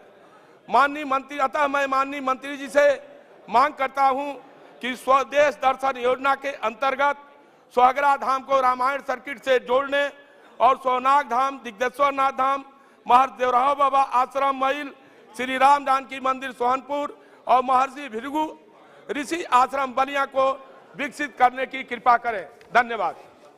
जामयांग शेरिंग नामग्याल। बहुत बहुत धन्यवाद अध्यक्ष जी, आपने मुझे इस शून्यकाल पे एक महत्वपूर्ण मुद्दा उठाने का जो मौका दिया। Sir, erstwhile Jammu Kashmir state government ने 2005-06 में एक कैबिनेट डिसीजन के माध्यम से स्टेट में एक पॉलिसी लाया गया, जिसके माध्यम से जितने भी सरकारी middle school, high school, higher secondary school को सभी स्कूल में स्पोर्ट्स, गेम, फिजिकल एजुकेशन को कंपलसरी करने के बात किया। और जिसको चलाने के लिए, ठीक ढंग से चलाने के लिए एटलीस्ट कम से कम हर स्कूल में एक जो है फिजिकल एजुकेशन टीचर अपॉइंट करने का जो निर्णय था। पूरे जम्मू कश्मीर में एक्सरसाइज हुआ था, इंक्लूडिंग लद्दाख। 30,000 ऐसे जो पोस्ट का क्रिएट किया, और जिसमें सभी युवाओं को जिन्होंने एमपीएड ग्रेजुएट किया हो कम से कम, उसके ऊपर जिन्होंने या एमपीएड किया हो, बीपीएड किया हो, या ऐसे उससे अधिक जो क्वालिफिकेशन है, उन लोगों को अपॉइंट किया। और निर्णय ये भी था, उसी जिस जोन में स्कूल है उसी जोन से जो है कैंडिडेट को अपॉइंट करें। लेकिन दुर्भाग्यपूर्ण सर, उस कैंडिडेट्स का उनका जो 7 साल का टेन्योर है वो रेगुलराइज नहीं होंगे, और 7 साल में से पहले के 2 साल जो है उनको प्रति माह 3,000 रुपये ही मिलेंगे, और उसके बाद 5 साल जो है केवल 4,000 रुपये ही मिलेंगे। ऐसे अभी लद्दाख और जम्मू कश्मीर अलग होने के बाद अभी भी ये जो है कंटिन्यू चल रहा है। मेरे आपके माध्यम से सरकार से, माननीय गृह मंत्री जी से विशेष निवेदन ये है, Jammu Kashmir UT with legislature है, जब स्टेट गवर्नमेंट बनेगा तो वहां के डिसीजन हो जाएगा, लेकिन लद्दाख में टोटल लेह कारगिल में 98 ऐसे जो आज हमारे पास फिजिकल एजुकेशन टीचर है, सर 1 मिनट में खत्म करता हूं, 98 टीचर से फिजिकल एजुकेशन जिसको रहबर खेल का नाम दिया गया, जो प्रति माह 3,000-4,000 रुपये में इतने जो दुर्गम क्षेत्र में बर्फ इलाके में जो काम कर रहा है, मेरे आपसे अनुरोध है कम से कम जो है इनको 3,000-4,000 रुपया से बढ़ा के 18,000 कम से कम प्रति माह हो, जो कि भारत सरकार के 7th पे कमीशन के मिनिमम वेजेस जो फिक्स है, कम से कम जो है 18। सर बस 2 सेकंड में खत्म कर रहा हूं सर, 2 सेकंड में, तो ये कम से कम 18,000 तो दिया जाए। और दूसरा,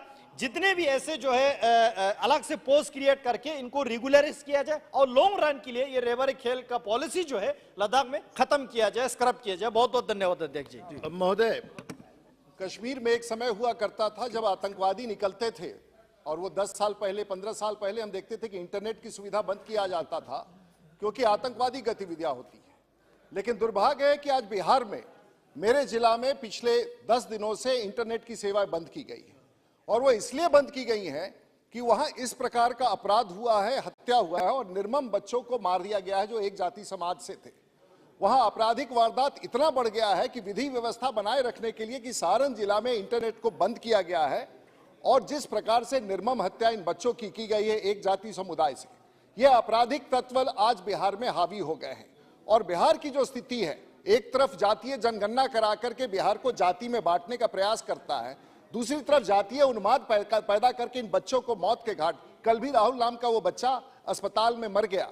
मैं आपसे मांग करता हूं, सदन से मांग करता हूं सभी सांसद, कि बिहार में जिस प्रकार से जातीय जनगणना करा के जातीय उन्माद बिहार की सरकार पैदा कर रही है, गांव गांव में झगड़ा हो रहा है, मैं आपसे मांग करूंगा कि बिहार की स्थिति को देखते हुए से सेंट्रल टीम बिहार भेजी जाए, क्योंकि सारण में पहले भी इसी जिला में 150 लोग जहरीली शराब पी के मरे थे और आज इंटरनेट बंद करके ऐसे गरीब बच्चों की हत्या की गई है। मैं आपके माध्यम से सेंट्रल टीम जाने की मांग करूंगा। माननीय अध्यक्ष। S थिरुनुवक्कर रासर ji,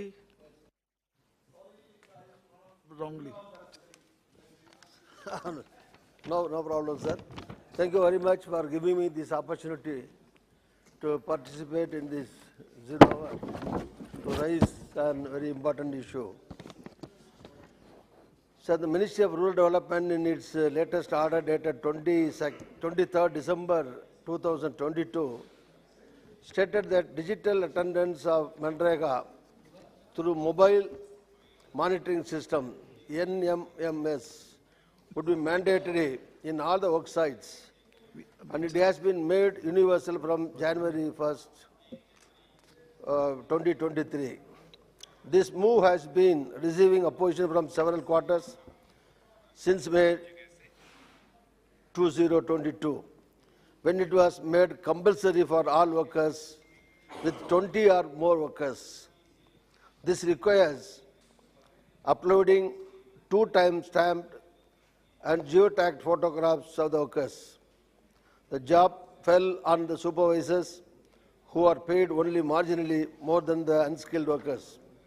There are widespread complaints over the lack of technical support, the necessity to own a smartphone, paying for internet connections, and issues with erratic internet connectivity. It replaced the paper muster rolls, which was in use before NMS was introduced. The second big problem is the 2-time stamped photographs. Often, the workers may finish their work, Put your but demand, are forced to return to the work site for the second photograph. So, Manrega program was launched by Congress Party during the period of Dr. Manmohan Singh ji. Is shining example of democracy at work focused to empower the poorest of the poor of this nation. And the latest order imposing technological barriers goes against the spirit. Therefore, in order to protect the poor working class, I urge upon the union government to withdraw this order and bring back the process that had existed earlier until the barriers pointed out are duly addressed. And I request the central government to increase the number of Manrega days also and increase the salary also to 200. And days also should be. Okay. Brajendra Singh ji. धन्यवाद sir. Sir महोदय, हरियाणा जहाँ तक सरसों की फसल का सवाल है उसके उत्पादन में देश में दूसरे नंबर पर है, लेकिन जनवरी के माह में पड़े पाले से सरसों की फसल और सब्जियों को भारी नुकसान हुआ है। तापमान जमाव बिंदु से कम होने के कारण सरसों, जो कि अत्यधिक संवेदनशील फसल है, उसके उत्पादन पर भारी प्रभाव पड़ा है। कृषि एवं विज्ञान कल्याण विभाग के स्थानीय कार्यालय द्वारा नुकसान के आकलन की रिपोर्ट के अनुसार भीषण सर्दी और पाला मतलब जब वो बर्फ की परत सी पड़ जाती है फसल के ऊपर, उसके कारण सरसों की फसल को जो नुकसान हुआ है वो करीब 50% से अधिक है। और खास तौर पे इसका असर जो बरानी इलाका है, गैर सिंचित क्षेत्र जो हैं, उस पर बहुत ज़्यादा पड़ा है। मैं हरियाणा सरकार का धन्यवाद करना चाहूँगा कि उन्होंने काफ़ी एरिया में इसके लिए स्पेशल गिरदावरी अलाउ की है, लेकिन जो मुद्दा मैं आपके माध्यम से यहाँ उठाना चाहता हूँ वो ये है कि जो प्रधानमंत्री फसल योजना है उसके अंदर पाले से यदि फसल प्रभावित होती है तो वो लोकलाइज्ड कैलामिटी में इंक्लूड नहीं होती। और इसलिए मेरा आपके माध्यम से सरकार से अनुरोध है कि अत्यधिक सर्दी के कारण जब पाला जमता है उसकी वजह से यदि फसलों को नुकसान होता है तो उसको भी प्रधानमंत्री फसल बीमा योजना में के अंतर्गत कवर किया जाना चाहिए, ताकि किसान को इससे लाभ हो सके और उनके नुकसान की भरपाई हो सके। धन्यवाद। मोंती जी। बहुत धन्यवाद सर। सर मैं मेरे क्षेत्र के रेलवे लाइन के प्रोजेक्ट के बारे में कुछ बोलना चाहूँगा सर। सर मैंने अनुरोध किया था, ओडिया में अगर इंटरप्रेटर है तो मैं बोलना चाहूँगा सर, हैं क्या? सर मु अनुभव महांती केन्द्रापड़ा को प्रतिनिधित्व कर लोकसभा रे। सर भारतवर्ष को आजाद हवारे स्वाधीन हवारे 75 वर्ष पूरी गलानी। आजादी का अमृत महोत्सव आम पालुचु सर, किंतु एपर्यंत केन्द्रापड़ा रे गोटे पैसेंजर ट्रेन चली पारानी। बहुत कष्ट 2019 17वीं लोकसभा जितला परे माननीय मुख्यमंत्री एवं सेबेकार जी रेलमंत्री थे माननीय पीयूष गोयल जी, नवीन बाबू और दुई जन मिसिकी ओडिशावासी केन्द्रापड़ा से प्रथम थर गोटे फ्रेट कार चलला, किंतु एपर्यंत पैसेंजर ट्रेन से चली पारा नहीं सर। मु केंद्र सरकार को बहुत थर ए विषय लिखी कही दीर्घ 4 वर्ष भितर 10-15 थर अधिक एटा पार्लियामेंट भी उठेचु सर, किंतु गोटे रंग कनसेप्शन रही जाछि केंद्र सरकार का पाखे। केन्द्रापड़ा रोड बोली गोटे रेलवे स्टेशन अच्छी केन्द्रापड़ा पार्लियामेंट्री कन्स्टिट्यूएंसी रे नहीं केंद्र सरकार सेटा को कही जोटा मु क्लारिफाई करथिली एही हाउस रे सर 4 अगस्त 2021 रे स्टार्ट क्वेश्चन नंबर 221 रे, जो थे कि मते केंद्र मंत्री कही आश्वासन देते एश्योरेंस देते कि तार सबू जांच करके से मते तथ्य सब सामने रखिए, बट एपर्यंत 1.5 वर्ष ऊपर हो गलानी कौन प्रकार तथ्य बा कौन प्रकार रिप्लाई मु पाई नहीं। सेटा ऑनलाइन चेक कले ड्रॉप्ड बोली देखौची। ता सहित सर मु सर कहवाक चाहिए मयूरभंज को रिप्रेजेंट कर सर आम भारत वर्षर गर्व प्रथम citizen honourable president of India Mayurbhanj district रु, किंतु दुखर कथा सर मयूरभंज रे रेलवे प्रोजेक्ट भारतर स्वाधीनता ठू एपर्यंत मात्र 1 किलोमीटर रेलवे लाइन प्रोजेक्ट भी कंस्ट्रक्शन है। गत वर्ष और वर्ष बजेट रे मात्र 1000 टंका sir ₹1000 has only been allocated for Mayurbhanj railway district गत वर्ष ए वर्ष भी। आउ सर गत 12 वर्ष भितर सर खोर्धा बलांगीर रेल प्रकल्प कि ₹4692 crores एलोकेशन परे भी मात्र ₹2003 कोटी खर्च हो पारी। सर भद्रक रे भी एमती 2-3 project general manager railway east coast railway सी निजे लेखिकी भी देछन, लिखित आम पाखे प्रूफ अच्छी कि भद्रक रु नुआ रेलवे लाइन आरंभ हम, किंतु से सबु जाक प्रोजेक्ट से 2-3 प्रोजेक्ट ठीक गोटे दिन पूर्व शिफ्ट हो जाउची अन्य जिला को। आउ सर ए जो नॉर्थ ओडिशा को जो इग्नोरेंस नॉर्थ ओडिशा प्रति जो इग्नोरेंस रोची रेलवे लाइन से आम माननीय मुख्यमंत्री बारंबार केंद्र सरकार को चिट्ठी भी लिखिं कही सर केंद्र सरकार मयूरभंज को रिप्रेजेंट कर बीजेपी प्रतिनिधित्व करुला रिप्रेजेंटेटिव अनुरोध कि निजे रूल करछंती जो जगह को जोटी निजे निर्वाचित होइके आछंती अंततः सेठी सर केंद्र रे मंत्री अछंती सेठी अंततः सर रेल प्रकल्प आरंभ हो लोक सेठिकार सुविधा पांतु रेल रो आउ सर केंद्रापड़ा पाई मु आपन को हाथ जोड़ी विनम्र अनुरोध करछि जो सर एश्योरेंस मते दियाइतले हाउस रे से एश्योरेंस केंद्र मंत्री रेल मंत्री ताकू प्लीज श्री राम शिरोमणि जी आमे सर विनम्र अनुरोध करछु धन्यवाद सर जय जगन्नाथ श्री राम शिरोमणि जी नहीं है। धन्यवाद माननीय सभापति महोदय, आपने हमें बोलने का अवसर दिया। माननीय सभापति महोदय, हमारे संसदीय क्षेत्र के दोनों जनपद श्रावस्ती बलरामपुर जो आकांक्षी जनपद हैं, दोनों जनपद के बेसिक अध्यापक अध्यापिकाएं जो 400-500 किलोमीटर दूर के जनपदों से आकर बच्चों को शिक्षित करने का कार्य करते हैं। बेसिक अध्यापक अध्यापिकाओं के अंतर जनपदीय स्थानांतरण के लिए उत्तर प्रदेश सरकार को पत्र के माध्यम से अवगत कराया गया, परंतु अभी तक उत्तर प्रदेश सरकार द्वारा कोई कार्रवाई नहीं हुई है। केवल आकांक्षी जनपद को छोड़कर सारे जनपदों का स्थानांतरण गृह जनपद में होता रहता है। माननीय सभापति महोदय, आपके माध्यम से भारत सरकार और उत्तर प्रदेश सरकार से मांग करता हूं कि इन बेसिक अध्यापक अध्यापिकाओं को अपने गृह जनपद में स्थानांतरण कराने का कष्ट करें। धन्यवाद। श्री वी.के. श्रीकंदन जी, श्री राजू विष्ट जी।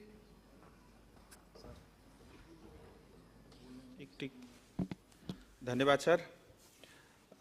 म गोर्खाको सम्मान र स्वाभिमानका लागि आज यहाँ उभिएको छु।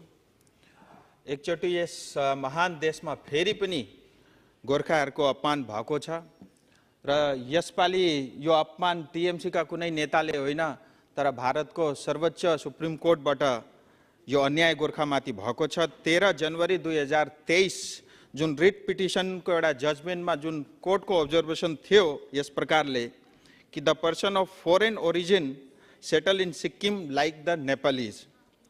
सर यो सिक्किमको अपमान हो, सिक्किम प्रदेशको मात्रै अपमान नभएर यो भारत देशमा बसोबास गर्ने 1.5 करोड गोर्खा समाजको यो अपमान हो।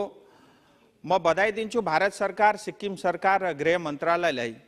यो आपत्तिजनक प्याराग्राफ उहाँले रिभ्यू पिटिसन फाइल गराएर त्यहाँबाट हटाइयो। यहाँसम्म पनि कुरा ठिकै छ सर, तर यो पहिलोचोटि भएको होइन, बारम्बार यसरी यो अपमान हुने गर्छ। म सरकारलाई पनि सोध्न चाहन्छु, भारत देशमा बसोबास गर्ने यो 1.5 करोड गोर्खा चाहिँ को हुन्, म को हुँ? हामीहरूले कुनै बोर्डर पार गरेको होइन, बरु बोर्डरले हामीहरूलाई पार गरेको हो। र जसरी आज तमिल बोल्ने चाहिँ श्रीलङ्कन भएनन्, बङ्गाली बोल्ने चाहिँ बङ्गलादेशी भएनन्, भारतको संविधानले मान्यता दिएको नेपाली बोल्ने चाहिँ नेपालका कसरी भए त्यो पनि म सोध्न चाहन्छु। र सर अन्तमा म एउटै कुरो भन्न चाहन्छु, जुन यो गोर्खा समाजमाथि बारम्बार यो जुन कलंक लाग्ने गर्छ, यो कलंकलाई जडैसँग मिटाउनका लागि गोर्खा जातिमा 11 जनजाति अहिले पनि एसटी स्टेटसबाट छुटेका छन्। म पुनः उहाँहरूलाई एसटी स्टेटसमा बहाल गर्न अनुरोध गर्दछु र यो काम चाँडै होस् भन्ने पनि म निवेदन गर्दछु। धेरै धेरै धन्यवाद। श्री बेन्नी बेहनन जी, श्री रामकृपाल यादव जी।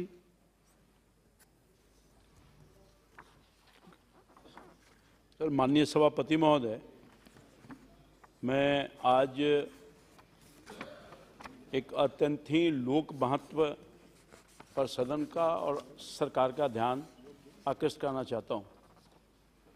देश में लाखों ऐसे लोग हैं जो गरीब मजदूर रोजी रोटी कमा करके 2 पैसा जमा करने वाले लोग आज ठगे जा रहे हैं बड़े पैमाने पर। सहारा इंडिया में लाखों लोगों ने पैसा जमा किया, हमारे बिहार सहित पूरे देश के अन्य भागों में। और मैं समझता हूं कि आज मामला सुप्रीम कोर्ट में, सेबी में लगातार लोगों के प्रयास के बाद भी उससे उबर नहीं पा रहा है। गोल गोल घुमा रहा है, कभी सेबी सुप्रीम कोर्ट सेबी, जिसके वजह से पिछले 10 वर्षों से इसका कोई समाधान नहीं निकला है। और चिंता का बात यह है कि तमाम गरीब लोग, मेहनतकश लोग पसीने की कमाई को गांव-गांव से मजदूरी करके, मेहनत करके सहारा इंडिया में जमा करने का काम किया, मगर अभी तक सहारा इंडिया से पैसा नहीं लौटाया जा रहा है, जिसके वजह से लोगों को बहुत सारी कठिनाइयों का सामना करना पड़ा है। मेरे संसदीय क्षेत्र में कोई ऐसा दिन नहीं है जब सहारा इंडिया में जो लोग पैसा जमा किए हैं वो लोग आकर के गुहार नहीं लगाते हैं कि डीएम साहब को कह दीजिए मेरा पैसा निकल जाए। मगर पूरे देश में मैं कह रहा हूँ, सिर्फ बिहार में नहीं, उत्तर प्रदेश, मध्य प्रदेश और निश्चित तौर पर पैसे के अभाव में जो गरीब आदमी हैं उनके पास बेटी की शादी करने के लिए, बच्चों की दवा के लिए, वृद्धों की दवा के लिए, घर बनाने के लिए जो सपना संजो करके रखा था नहीं मिल रहा है और आत्महत्या करने पर मजबूर हैं। महोदय, मैं आपके माध्यम से ये आग्रह करूंगा उन गरीबों के लिए जो अपनी बेटी की शादी नहीं कर पा रहे हैं, वो गरीब जो मकान नहीं बना पा रहे हैं और पाई पैसा जमा करके सहारा इंडिया में जमा करने का काम किया, मगर अपने पैसों के लिए जो जमा किया हुआ था, जो आशा थी, उसके लिए तरस रहे हैं, डर की ठोकरें खा रहे हैं। जमीन पर स्थिति बहुत गंभीर है, लोगों में आक्रोश है। मैं आपके माध्यम से सरकार का ध्यान आकृष्ट करना चाहता हूं सदन के माध्यम से कि सहारा में फंसे हुए जो गरीब लोग हैं उनके पैसा लौटाने की अग्रसर कार्रवाई की जाए, और नहीं तो जो सेबी ने जो पैसा जब्त किया है उसको जब्त किए हुए पैसे को गरीबों के बीच बांट करके उनको सहारा देने का काम किया जाए। सर, ये बहुत ही अत्यंत गंभीर मामला है जिसको आपके सामने आपके माध्यम से सरकार का ध्यान आकृष्ट करवाने का काम कर रहे हैं। Thank you. बहुत धन्यवाद sir. Thank you, Chairman, sir. It is shocking to let this House know that almost every day Kerala is waking up a new and painful incident of human-animal conflict, mostly involving elephants, tigers, leopards, wild boars, where our common men and poor farmers are trampled or mangled to death by elephants and tigers. These unfortunate incidents destroy entire families, and the gruesome deaths suffered by these poor people are resulted by continued neglect and apathy and failure of the Kerala state government in resolving the issue by resorting to scientific solution to disease, decrease the human-animal conflict. Sir, in Kerala, Palakkad, Wayanad, Idukki, Pathanamthitta district are facing severe animal conflicts issues. Sir, it is shocking to note that State Chief Wildlife Warden himself had said that while trucksters killed 105 persons in Kerala between 2018 and 2022, and about 637 persons being killed in the wildlife attack in the state in the last 5 years, and the state government has no compensation or consideration towards addressing the concern, delivering remedial measures or in declaring compensation. In this situation, I would urge the Government of India to immediately constitute a relief package for the victims who lost their lives and livelihoods, and further engage to expert team to study about steps to be taken to mitigate the issue by suggesting practical and effective measures to the earliest. I would further suggest that the master plan is prepared by the government to effectively address this serious matter, and additional central government funding to provide the victims of human-animal conflicts. Sir, once again, I would like to request through you, sir, Ministry of Environment and Forest, will be taken serious steps to these animal conflicts. Shri Dharamveer Singh ji. Thank you, sir. Shri Ravi Kishan ji, Shri Bhagirath Chaudhary ji, Shri पर्वत भाई, सवा भाई पटेल जी, पहले list exhaust होने दीजिए। आदरणीय अध्यक्ष महोदय, सरकार ने क्षेत्रीय संपर्क योजना आरसीएस के अंतर्गत पूरे देश का आम नागरिक योजना के माध्यम से देश के कई हवाई अड्डों को विकसित करने की योजना बनाई है। इस योजना के तहत देश के आम व्यक्ति को हवाई सेवा का लाभ मिल रहा है। मेरे संसदीय क्षेत्र बनासकांठा के डिशा एयरपोर्ट के संदर्भ में आपका ध्यान आकर्षित करते हुए कहना है कि यह एयरपोर्ट अभी बंद हालत में है। यह जिला राजस्थान के बॉर्डर के से जुड़ा हुआ है और यह हवाई सेवा को तुरंत चालू किए जाने की अत्यंत आवश्यकता है। आपको जानकारी देते हुए कहना है कि उत्तरी गुजरात के पाटन, अरावली, साबरकांठा, महसाणा और दक्षिणी राजस्थान के सिरोही, दारो और बाड़मेर एवं पाली जिले में विमान की सेवा उपलब्ध नहीं है। मेरे संसदीय क्षेत्र बनासकांठा जिले में 51 शक्तिपीठ में से प्रमुख अंबाजी माता का भी मंदिर है, जहाँ लाखों की संख्या में दर्शनार्थी माता जी के मंदिर में दर्शन करने आते हैं। उन्हें विमान सेवा उपलब्ध करवाने के हेतु भी इस एयरपोर्ट को चालू किए जाने की आवश्यकता है। इसके साथ साथ यहाँ के हीरा उद्योग के व्यापारी, कपड़ा उद्योग तथा मेटल उद्योग से जुड़े हुए व्यापारी भी बहुतायत में रहते हैं और इनका व्यापार पूरे भारत में फैला हुआ है। इन सभी को हवाई सेवा का लाभ अवश्य मिलना चाहिए।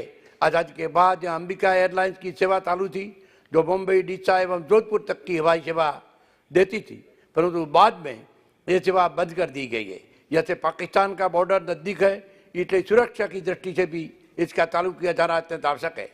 ज्ञात हो कि इस एयरपोर्ट का रनवे तैयार है, इसकी बाउंड्री वॉल भी है और पुरानी बिल्डिंग भी उपलब्ध है। इसलिए मैं आपके माध्यम से माननीय मंत्री जी से अनुरोध करता हूं कि डिशा एयरपोर्ट को शीघ्र चालू करके उत्तरी गुजरात और दक्षिणी राजस्थान के लोगों को इसका लाभ दिया जाए। धन्यवाद। श्री नरेंद्र कुमार जी, श्री कुलदीप राय शर्मा जी। धन्यवाद स्पीकर महोदय। सर, मेरे क्षेत्र अंडमान निकोबार में सर एक ही म्युनिसिपल काउंसिल है, पोर्ट ब्लेयर म्युनिसिपल काउंसिल, और इस म्युनिसिपल काउंसिल के अंदर में करीब 902 डेली रेटेड मजदूर और कैजुअल वर्कर्स काम करते हैं सर। ये पिछले करीब 15 साल से 10 साल 15 साल से वहाँ काम करते हैं और इनका जो माली हालात है, बहुत फाइनेंशियल कंडीशन बहुत वीक है सर।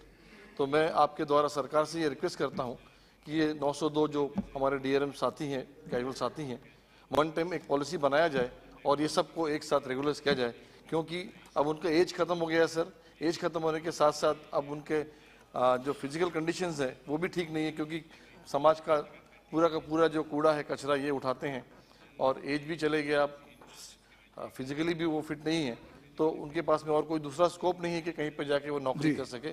और एक छोटा सा विषय और बोलना चाहूँगा sir, just Andaman Nicobar administration के पास में 10,000 गवर्नमेंट पोस्ट वैकेंट है सर, और अब वो ग्रेजुअली उसको फिलअप करना स्टार्ट किए हैं।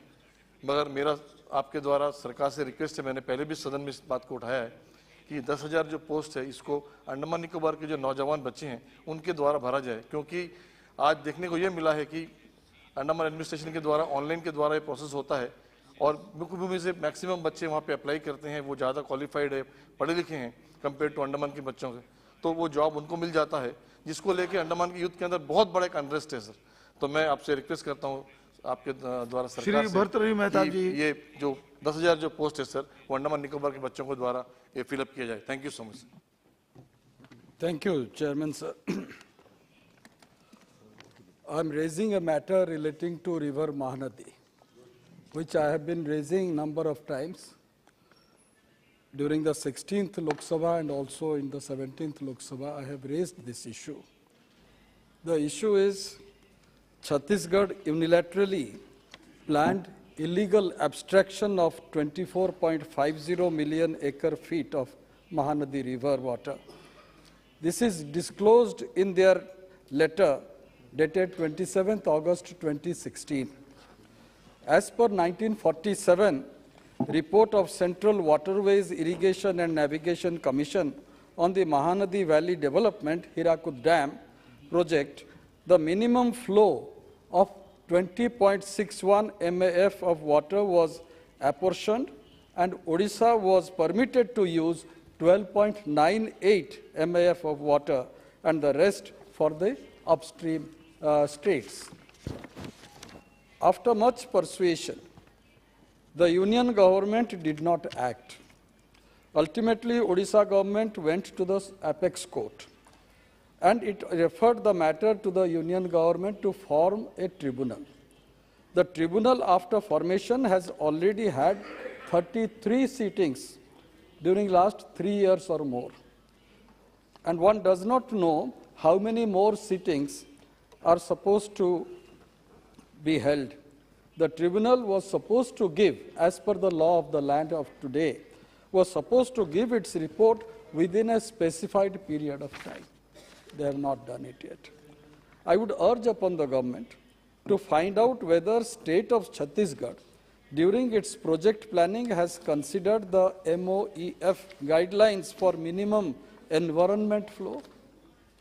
How many water arresting structures been constructed by Chhattisgarh across Mahanadi? Whether dams inside Mahanadi basin of Chhattisgarh are being operated by any standard operating procedure? Whether Chhattisgarh has kept any provision in their reservoirs to absorb flood water temporarily for the safety of Hirakud Dam of Odisha? The answer is big no. Should not the center intervene? And here I would like to draw the attention of this House and also of the government through you, sir. Today, भयंकर स्थिति Hirakud dam में है, reservoir में है. It is, the reservoir water level is coming down every day by 5 feet. Intake of water is hardly 10,000 cubic. अभी 622 feet 6 to 1.97 feet है reservoir का. और ये अगर ये हालत ऐसा रहा, क्या करना है?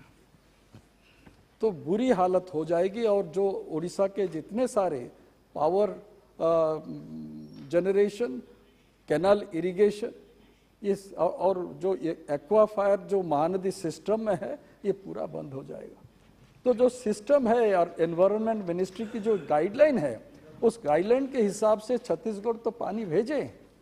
अभी बिल्कुल पानी नहीं आ रहा वहां से. ठीक है, वो पूरा बंद कर. ये और ये महीना फरवरी का, आगे समर है. ये फागुन का महीना आने की और 5 दिन बाकी है. और ये है आज का स्थिति महानदी रिवर सिस्टम में. ठीक है. ये concern is a very big concern of our state and also millions and millions of people of our. Shri Ramcharan Vora ji. धन्यवाद सभापति महोदय. सभापति महोदय, जयपुर सहित राजस्थान के युवाओं में तीव्र गति से नशे की प्रवृत्ति पर स्थायी रोकथाम के लिए सदन का ध्यान आकर्षित करना चाहूँगा. महोदय, आज तेज गति से स्कूलों में भी नशे की दुष्प्रवृत्ति फैल रही है. सामान्य परिवारों से आने वाले छात्र कोचिंग और अध्ययन के लिए युवा को विभिन्न गिरोह जानबूझकर बहला फुसलाकर नशे के दलदल में धकेल रहे हैं. हाल ही में समाचार पत्रों के माध्यम से जानकारी मिलती है नशे का कारोबार गहरी जड़ें स्थापित कर चुका है. महोदय, हालांकि राजस्थान सरकार ने इसके लिए एंटी ड्रग्स इन्फोर्समेंट एजेंसी बनाई है, लेकिन संभवतः या तो उसका स्वरूप कमजोर है या कार्रवाई की तत्परता में कमी है. महोदय, मैं ये कहना चाहूँगा कि आतंकवाद की तरह भारत को ये नशे की प्रवृत्ति में भी खोखला कर रही है. स्वामी विवेकानंद के भारत में हमें इस दुष्प्रवृत्ति को पूर्ण रूप से नष्ट करने की आवश्यकता है, कठोर कार्रवाई करने की आवश्यकता है तथा युवाओं के भविष्य को ठीक रखने के लिए मैं केंद्र सरकार से आपके माध्यम से अनुरोध करना चाहूँगा कि नार्कोटिक्स ब्यूरो के अधीन एक विशेष सुदृढ़ यूनिट राजस्थान में नियुक्त की जाए ताकि इस बढ़ते हुए नशे के कारोबार पर अंकुश लगाया जा सके. धन्यवाद, बहुत बहुत धन्यवाद. श्री मुकेश राजपूत जी. धन्यवाद सभापति महोदय, आपने बोलने का अवसर दिया. महोदय, मैं आपके माध्यम से देश के माननीय रेल मंत्री जी से निवेदन करता हूं कि ट्रेन संख्या 19,715/19,716 जयपुर गोमती नगर एक्सप्रेस ट्रेन का विस्तार सीकर अथवा झुंझुनू रेलवे स्टेशन तक करने का मैं आपके माध्यम से आग्रह करता हूं, क्योंकि महोदय इस ट्रेन के माध्यम से फर्रुखाबाद लोकसभा सहित कम से कम 6 और लोकसभा के लोग यात्रा करते हैं. यहाँ से लोग खाटू श्याम, श्री खाटू श्याम एवं रानी सती के दर्शन के लिए जाते हैं, जिन्हें जयपुर उतरना पड़ता है. और जो जयपुर से श्री खाटू श्याम और रानी सती मंदिर जाने के लिए वो विभिन्न साधनों से जाते हैं, जिसे समय भी काफ़ी लगता है और यात्रियों को काफ़ी कठिनाई का सामना करना पड़ता और ये ट्रेन जयपुर में लगभग 14 घंटा खड़ी रहती है। इसलिए महोदय, मैं आपके माध्यम से पुनः रेल मंत्री जी से आग्रह करता हूं कि क्षेत्र की जनता की मांग के आधार पर और लोगों की यात्रा को सुविधाजनक बनाया जाए। इसलिए ट्रेन संख्या 19,715 एवं 19,716 जयपुर गोमती नगर एक्सप्रेस ट्रेन को सीकर तथा झुंझुनू तक बढ़ा दिया जाए। महोदय, मेरा एक और मांग है इसी के साथ साथ कि खाटू श्याम मेला देखने के लिए हमारे यहाँ से काफ़ी मात्रा में अभी जो आपका फागुन माह है, इसमें लगभग 1-1.5 महीना लोग बड़ी मात्रा में लोग यात्री यहाँ से यात्रा के लिए जाते हैं, दर्शन करने, श्री खाटू श्याम जी के दर्शन करने जाते हैं। इसलिए मेरा आपके माध्यम से निवेदन है कि एक स्पेशल मेला ट्रेन चला दी जाए जो कानपुर से होते हुए कानपुर देहात, कन्नौज, फर्रुखाबाद और कासगंज, मथुरा होते हुए श्री झुंझुनू तक या खाटू श्याम तक चला दी जाए, जिससे कि हमारे यहाँ के तीर्थयात्रियों को सुविधा हो सकेगी। इसी के साथ मैं आपका बहुत बहुत आभार व्यक्त करता हूं कि आपने शून्यकाल में बोलने का अवसर दिया और इस को उठाने का अवसर दिया। Thank you. Honourable doctor Sanjeev Kumar Singhari ji, not person. I call upon members 1 minute maximum. Shri Ashok Nete ji. धन्यवाद। यस। धन्यवाद सभापति महोदय। सभापति महोदय, मैं आपके माध्यम से केंद्र सरकार का ध्यान महाराष्ट्र में मेरा संसदीय क्षेत्र गढ़चिरोली चिमूर, जो कि शायद देश का सबसे बड़ा आदिवासी बहुल घना, अविकसित और नक्सल प्रभावित और आकांक्षित है। अध्यक्ष महोदय, मेरे संसदीय क्षेत्र में बड़े प्रमाण पे यानी 78% फॉरेस्ट है, जिसमें बड़े प्रमाण पे मिनरल्स है, जैसा कि ग्रेनाइट, डोलोमाइट, हीरा, पन्ना, मैग्नीज, कोयला, सोना बड़े प्रमाण पे है, जिसके ऊपर कई उद्योग खड़े हो सकते हैं, कारखाने हो सकते हैं। अध्यक्ष महोदय, आज तक हुए नहीं, इसका कारण ट्रांसपोर्टेशन की कम। लेकिन अध्यक्ष महोदय, देश के लाडले प्रधानमंत्री नरेंद्र मोदी जी के नेतृत्व में आदरणीय नितिन जी गडकरी जी ने मेरे संसदीय क्षेत्र में करीब करीब 8-9 नेशनल हाईवे मंजूर किए हैं, जो तेजी से चालू है। अध्यक्ष महोदय, दूसरी बात, मोदी जी के नेतृत्व में अपने रेलवे मिनिस्टर ने 3 रेल लाइन मंजूर की चुके हैं। अध्यक्ष महोदय, 2-2.5 साल में ये यदि पूरा हो गया तो वहां पे बड़े बड़े कारखाने आएंगे, उद्योग धंधे आएंगे। लेकिन अध्यक्ष महोदय, मेरी इस बहाने डिमांड है कि उत्तरांचल और जम्मू कश्मीर में टैक्स हॉलिडे पैकेज घोषित किया। अध्यक्ष महोदय, केंद्र का कोई टैक्स और स्टेट का कोई टैक्स नहीं लगता। यदि मेरे संसदीय क्षेत्र में टैक्स हॉलिडे पैकेज यदि घोषित किया तो कोई टैक्स नहीं लगेगा, कोई कर नहीं लगेगा, और वहां के जो बड़े प्रमाण में बेरोजगारी हो गए, लाखों बेरोजगार है जो भटक रहे, जो गलत रास्ते पे जा रहे, ऐसे बेरोजगार युवकों को काम मिलेगा। यदि टैक्स सैलरी पैकेज घोषित किया तो इजीली वहां कारखाने आएंगे और उद्योग आएंगे। मेरी डिमांड है केंद्र सरकार से कि वहां टैक्स सैलरी पैकेज घोषित करे। बहुत बहुत धन्यवाद। Thank you. Honourable member Shri Rajiv Ranjan Singh ji. सभापति महोदय, मैं आपके माध्यम से खाद के आवंटन में जो सरकार की, भारत सरकार की जो नीति है, गलत नीति है, उसकी ओर हम आपका ध्यान आकृष्ट करना चाहते हैं। खाद की आपूर्ति इस साल बिहार के मामले में मैं संदर्भ में कह रहा हूं कि इस बार रबी के मौसम में भारत सरकार ने जो आकलन किया और उस आकलन के मुताबिक 12.70 लाख मैट्रिक टन यूरिया का आकलन भारत सरकार ने किया। अब जब रबी के मौसम में अक्टूबर से लेकर फरवरी तक ज्यादा खाद की जरूरत होती है, क्योंकि वो टॉप ड्रेसिंग का समय होता है, और उस समय भारत सरकार ने जो आवंटन था उसका 86% ही आपूर्ति किया। तो अब ये 14% अगर शॉर्ट आपूर्ति हुआ, उसके कारण बिहार में अफरा तफरी मच गई खाद के संकट के कारण।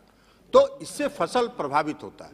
तो इसलिए हम आपके माध्यम से आग्रह करेंगे भारत सरकार से कि जो खाद का आवंटन, जो आकलन आप करते हैं, उसके अनुरूप रबी का मौसम हो या खरीफ का मौसम हो, समय के अनुसार आप खाद का आवंटन कीजिए, ताकि किसानों को सही समय पर खाद मिल सके और फसल प्रभावित नहीं हो, क्योंकि बिहार की अर्थव्यवस्था पूर्णतः कृषि पर आधारित है।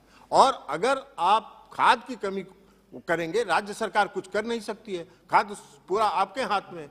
तो इसलिए आप से हम आग्रह, आपके माध्यम से हम भारत सरकार से आग्रह करेंगे कि खाद आवंटन की नीति में बराबर समय के अनुरूप खाद की आपूर्ति करें। Thank you. Honourable member Shrimati Supriya Sule ji. Thank you sir very much. Sir, ये मैं सिर्फ रेलवे और सिविल एविएशन मंत्रालय से बड़ी विनम्रता से विनती करती हूँ कि आज माननीय प्रधानमंत्री जी एक Vande Bharat train flag of कर रहे हैं मुंबई, दौंड और सोलापुर, और आज दौंड में वो रुकने वाली है, लेकिन कल से परमानेंटली नहीं रुकने वाली। तो मेरी रेलवे मंत्रालय से विनती है कि ये वंदे भारत ट्रेन जो मुंबई से सोलापुर जाएगी वो दौंड में रोज उतरे, वो बड़ा जंक्शन की जगह है, और जेजूरी, नीरा, भिगवण, दौंड और बारामती में सब जगह स्टेशंस है, वहाँ की एक्सप्रेस ट्रेन के जो स्टॉपेजेस है वो बंद कर हुए हैं, और वहाँ का पूरा जो बिजनेस का माहौल था वो बहुत कम होता जा रहा है। तो मेरी विनती है कि ये जो रेल मंत्रालय स्टॉपेजेस ये सारे स्टेशंस पे बढ़ाए जाए। और महाराष्ट्र में एक बहुत बड़ा इशू पेंडिंग है, लास्ट माइल कनेक्टिविटी का, कि पुरंदर का इंटरनेशनल एयरपोर्ट, तो ये जो रेलवे और सिविल एविएशन के दोनों के जो है, जो रेलवे के स्टॉपेजेस भी बढ़ाए जाए और पुरंदर का एयरपोर्ट है उसका निर्णय जल्द से जल्द लिया जाए। Thank you sir. Honourable member Shri Ramesh Bidhuri ji. Sir बहुत बहुत धन्यवाद। सर मैं आपका ध्यान कुछ ऐसे काले कानूनों की तरफ आकर्षित करना चाहता हूं जो अंग्रेजों के जमाने के देश में चल रहे हैं। यूं तो हमारे माननीय प्रधानमंत्री जी ने 1500 कानूनों को बदला है, लेकिन इन काले कानूनों से गरीब व्यक्ति अफसरशाही से प्रताड़ित होते रहते हैं। यूं तो इन प्रताड़ना के कारण हैं दो, एक तो वाइल्ड लाइफ सेंचुरी, पर्यावरण फॉरेस्ट डिपार्टमेंट, और एक archaeological survey of India. Sir ये आर्कोलॉजिकल सर्वे ऑफ इंडिया 1921 का कानून है, और दिल्ली के अंदर पर्यावरण का जो कानून 1996 में लाया गया है, 1996 के उसी पुरानी तर्ज पर देखते हुए जो लोग 1996 से पहले वहाँ बसे हुए जमीनों में, जब उनका सर्वे कराया गया, उन नंबरों को फॉरेस्ट में डाला गया, तो मौके पे जाकर चेक नहीं किया गया। वहाँ बिल्डिंगें खड़ी थी, कंक्रीट के महल थे, 40 साल 30 साल पहले वो मकान थे, लेकिन फॉरेस्ट डिपार्टमेंट और आर्कोलॉजिकल डिपार्टमेंट का भय उन लोगों पर रहता है, और वो भ्रष्टाचार के और प्रताड़ना के भागी बनते हैं। सर 1996 से पहले 20 से 52 वर्षों पहले पुराने लोगों को उजाड़ने का भय बना रहता है। माननीय न्यायालयों का हवाला दिया जाता है, या कुछ लोग PIL लगाकर उनको ब्लैकमेल करते हैं, उन लोगों को कोर्टों में जाकर, और अफसरों की ब्लैकमेलिंग और उन PIL लगाने वालों के ब्लैकमेलिंग से लोग प्रताड़ित हैं। इस कानून जो पुरातत्व विभाग के अधिकारी उनके रखरखाव की जिम्मेदारी से हट जाते हैं कि हम तो आर्कोलॉजिकल मोन्यूमेंट के मालिक है, जमीनों के मालिक नहीं है, लेकिन कानून में वो मोन्यूमेंट की लैंड डाल रखी है, राज्य सरकार पल्ला झाड़ लेती है। सर इस जो लोग पुराने बसे हुए हैं, पार्लियामेंट में कानून बना 2014 से पहले किसी गरीब व्यक्ति को छेड़ा नहीं जाएगा, तो या तो 1996 के पहले बसे हो सरकार हटाए, या आर्कोलॉजिकल में देश की आजादी के बाद बसे हो सरकार हटाए, लेकिन 2014 से पहले उस दायरे में आते हैं तो सुप्रीम इस पार्लियामेंट का वो कानून आर्कोलॉजिकल पर पर्यावरण पर लागू नहीं होता है। तो इस प्रकार से वो बेचारे एक बाथरूम बनाए, कमरा बनाए, इन डिपार्टमेंट के अधिकारियों से प्रताड़ित किए जाते हैं। आपसे मेरा निवेदन है कि राज्य सरकारों को केंद्र की तरफ से निर्देश जाए, डिमार्केशन कराना राज्य सरकार का काम है। सर आज कम से कम 20,000 लोग मेहरौली के अंदर रहते हैं, वहां कोई, सर एक सेकंड में खत्म कर दूंगा, मेहरौली में जो DDA को लेकर डिमार्केशन करनी DM ने, दिल्ली सरकार ने उनकी डिमार्केशन प्रॉपर करवाने का, दिल्ली में से जो लाखों लोग हैं वो बसे में लाल कुआं में, सर नारदा बस्ती में, मेहरौली में, गढ़ी में, छतरपुर में, असोला, भाटी, नेपसराय, ऐसे सैकड़ों बस्तियां हैं जहां कानून का भय दिखाकर उनकी गर्दन पर तलवार लटकी रहती है, उन्हें प्रताड़ित बार बार होते हैं। सर प्लीज खत्म कर रहा हूं। ऐसे लोगों को वो अच्छे वातावरण में जिए, आपके माध्यम से वन और पर्यावरण मंत्रालय और संस्कृति मंत्रालय इस पे ध्यान दे, और राज्य सरकार के चीफ सेक्रेटरी को कहे हम पे ना डाले, उसको डिमार्केशन करा के लौट दे, और इन कानूनों में केंद्र सरकार बदलाव करे। आपने मुझे बोलने का मौका दिया, बहुत बहुत धन्यवाद सर। ऑनरेबल अनुमान मेरीवाल जी। अनुमान मेरीवाल जी। सभापति महोदय, आपके माध्यम से स्वास्थ्य एवं परिवार कल्याण मंत्री जी का ध्यान MBBS वर्ष 19-20 बैच के छात्र छात्राओं की मांग की तरफ ध्यान आकर्षित बताना चाहता हूँ। NMC ने MBBS पास करने के लिए 4 अवसर और 4 साल में पास करने का नियम लागू किया, जबकि उक्त प्रथम वर्ष के छात्रों के लिए चारों अवसर एक ही वर्ष में करवा दिए। सीबीएमई और न्यू स्कीम रूल एनएमसी द्वारा लागू किए गए, जिसमें एग्जाम पैटर्न को बदल दिया गया। सर मुझे चूंकि मेरे राजस्थान सहित देश के लगभग 2000 छात्रों के भविष्य का सवाल है और ऐसे छात्रों के चारों अटेम्प्ट जो प्रथम वर्ष पास करने के लिए मिलते हैं वो पूरे हो गए। चूंकि कोरोना काल था, पूरा देश विकट हालात से गुजरता और निश्चित तौर पर इन छात्रों के परिवार में कोई न कोई कोरोना से प्रभावित हुआ था। चूंकि कोरोना के कारण बीएमएस, बीएचएमएस आदि कोर्स में अध्ययन छात्रों के कोरोना के कारण अतिरिक्त अवसर दिया, लेकिन एमबीबीएस के छात्रों हेतु अतिरिक्त मर्सी अटेम्प्ट नहीं दिया जा रहा है, जो न्याय संगत नहीं है। सर्वप्रथम इस मांग को लेकर छात्र छात्राएं लगातार एनएमसी के संपर्क में, आपके और आपके कार्यालय के संज्ञान में भी ये मामला पहले से लाया जा चुका है। इसलिए मेरा स्वास्थ्य मंत्री जी से निवेदन है कि 19-20 बैच के प्रथम वर्ष के एमबीबीएस छात्र जिनके बैंक सप्लीमेंट्री या किसी कारणवश वो फेल हो गए, तो कोरोना काल को मद्देनजर रखते हुए आप एनएमसी को निर्देशित करके ऐसे छात्रों हेतु एक अतिरिक्त मर्सी अटेम्प्ट दिया जाए ताकि उनके भविष्य के साथ खिलवाड़ नहीं हो। क्योंकि ऐसे सभी छात्र अवसाद में और कोरोना के कारण एक वर्ष में एक मिनट समाप्त तो करना साहब, एक वर्ष में 4 अवसर मिल जाने के कारण इन्हें उचित समय भी नहीं मिला, इसलिए एक मिनट साहब समाप्त तो करना चाहिए। छात्राओं की भावनाओं को समझो, तत्काल निर्णय लें। एक मिनट समाप्त तो करना साहब। साथ ही आप देश की सभी मेडिकल कॉलेजों में निर्देश भी जारी करें कि ऐसे छात्रों को वो कॉलेज से बाहर नहीं निकाले। बहुत इंपॉर्टेंट विषय साहब देश का, ये मैं निवेदन कर रहा हूँ आपसे। Honourable member Shri Nihal Chand ji. धन्यवाद सभापति महोदय। धन्यवाद सभापति महोदय। मैं आपके माध्यम से केंद्र सरकार का ध्यान श्री गंगानगर हनुमानगढ़ जिले के राजस्थान समेत 14 जिलों में खड़ी रबी की फसल की तरफ दिलाना चाहूँगा। सभापति महोदय, एक तो राजस्थान को पंजाब पूरा पानी नहीं दे रहा है, और अगर पंजाब पूरा जब पानी मिलता है तो केमिकल युक्त गंदा पानी राजस्थान को मिलता है। पिछले महीने जनवरी के शुरुआत और मध्य के उत्तर भारत में राजस्थान के ज़्यादातर हिस्सों में कड़ाके की ठंड के साथ ओलावृष्टि हुई और बरसात भी हुई, जिसकी सीधी मार गेहूं, जौ, चना, सरसों की फसलों और सब्जियों पर पड़ रही है। इस कारण यहाँ के किसानों को आर्थिक मानसिकता के तौर पर परेशानी उठानी पड़ रही है।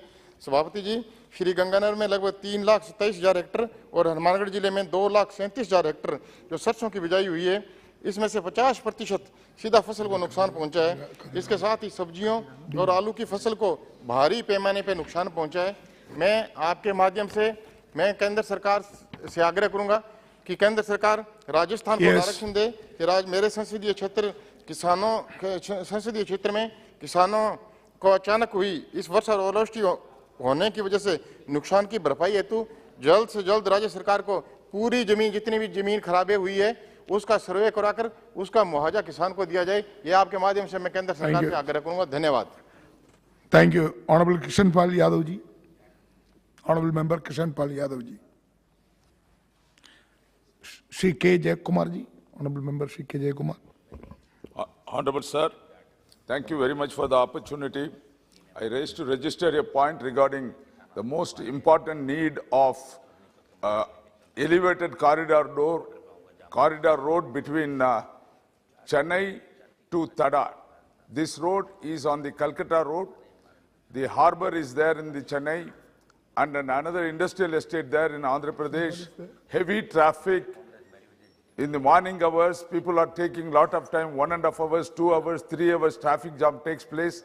I have been stressing this point for the 3rd time in this house to put up that corridor, elevated corridor, and irresponsible answers I am getting that it may be taken up, may not be taken up, and it's a very important road. Through you, I stress upon the point that this government should take up this elevated corridor road between Madhavaram and Tada in Chennai. Thank you. Krishnapal Yadav ji.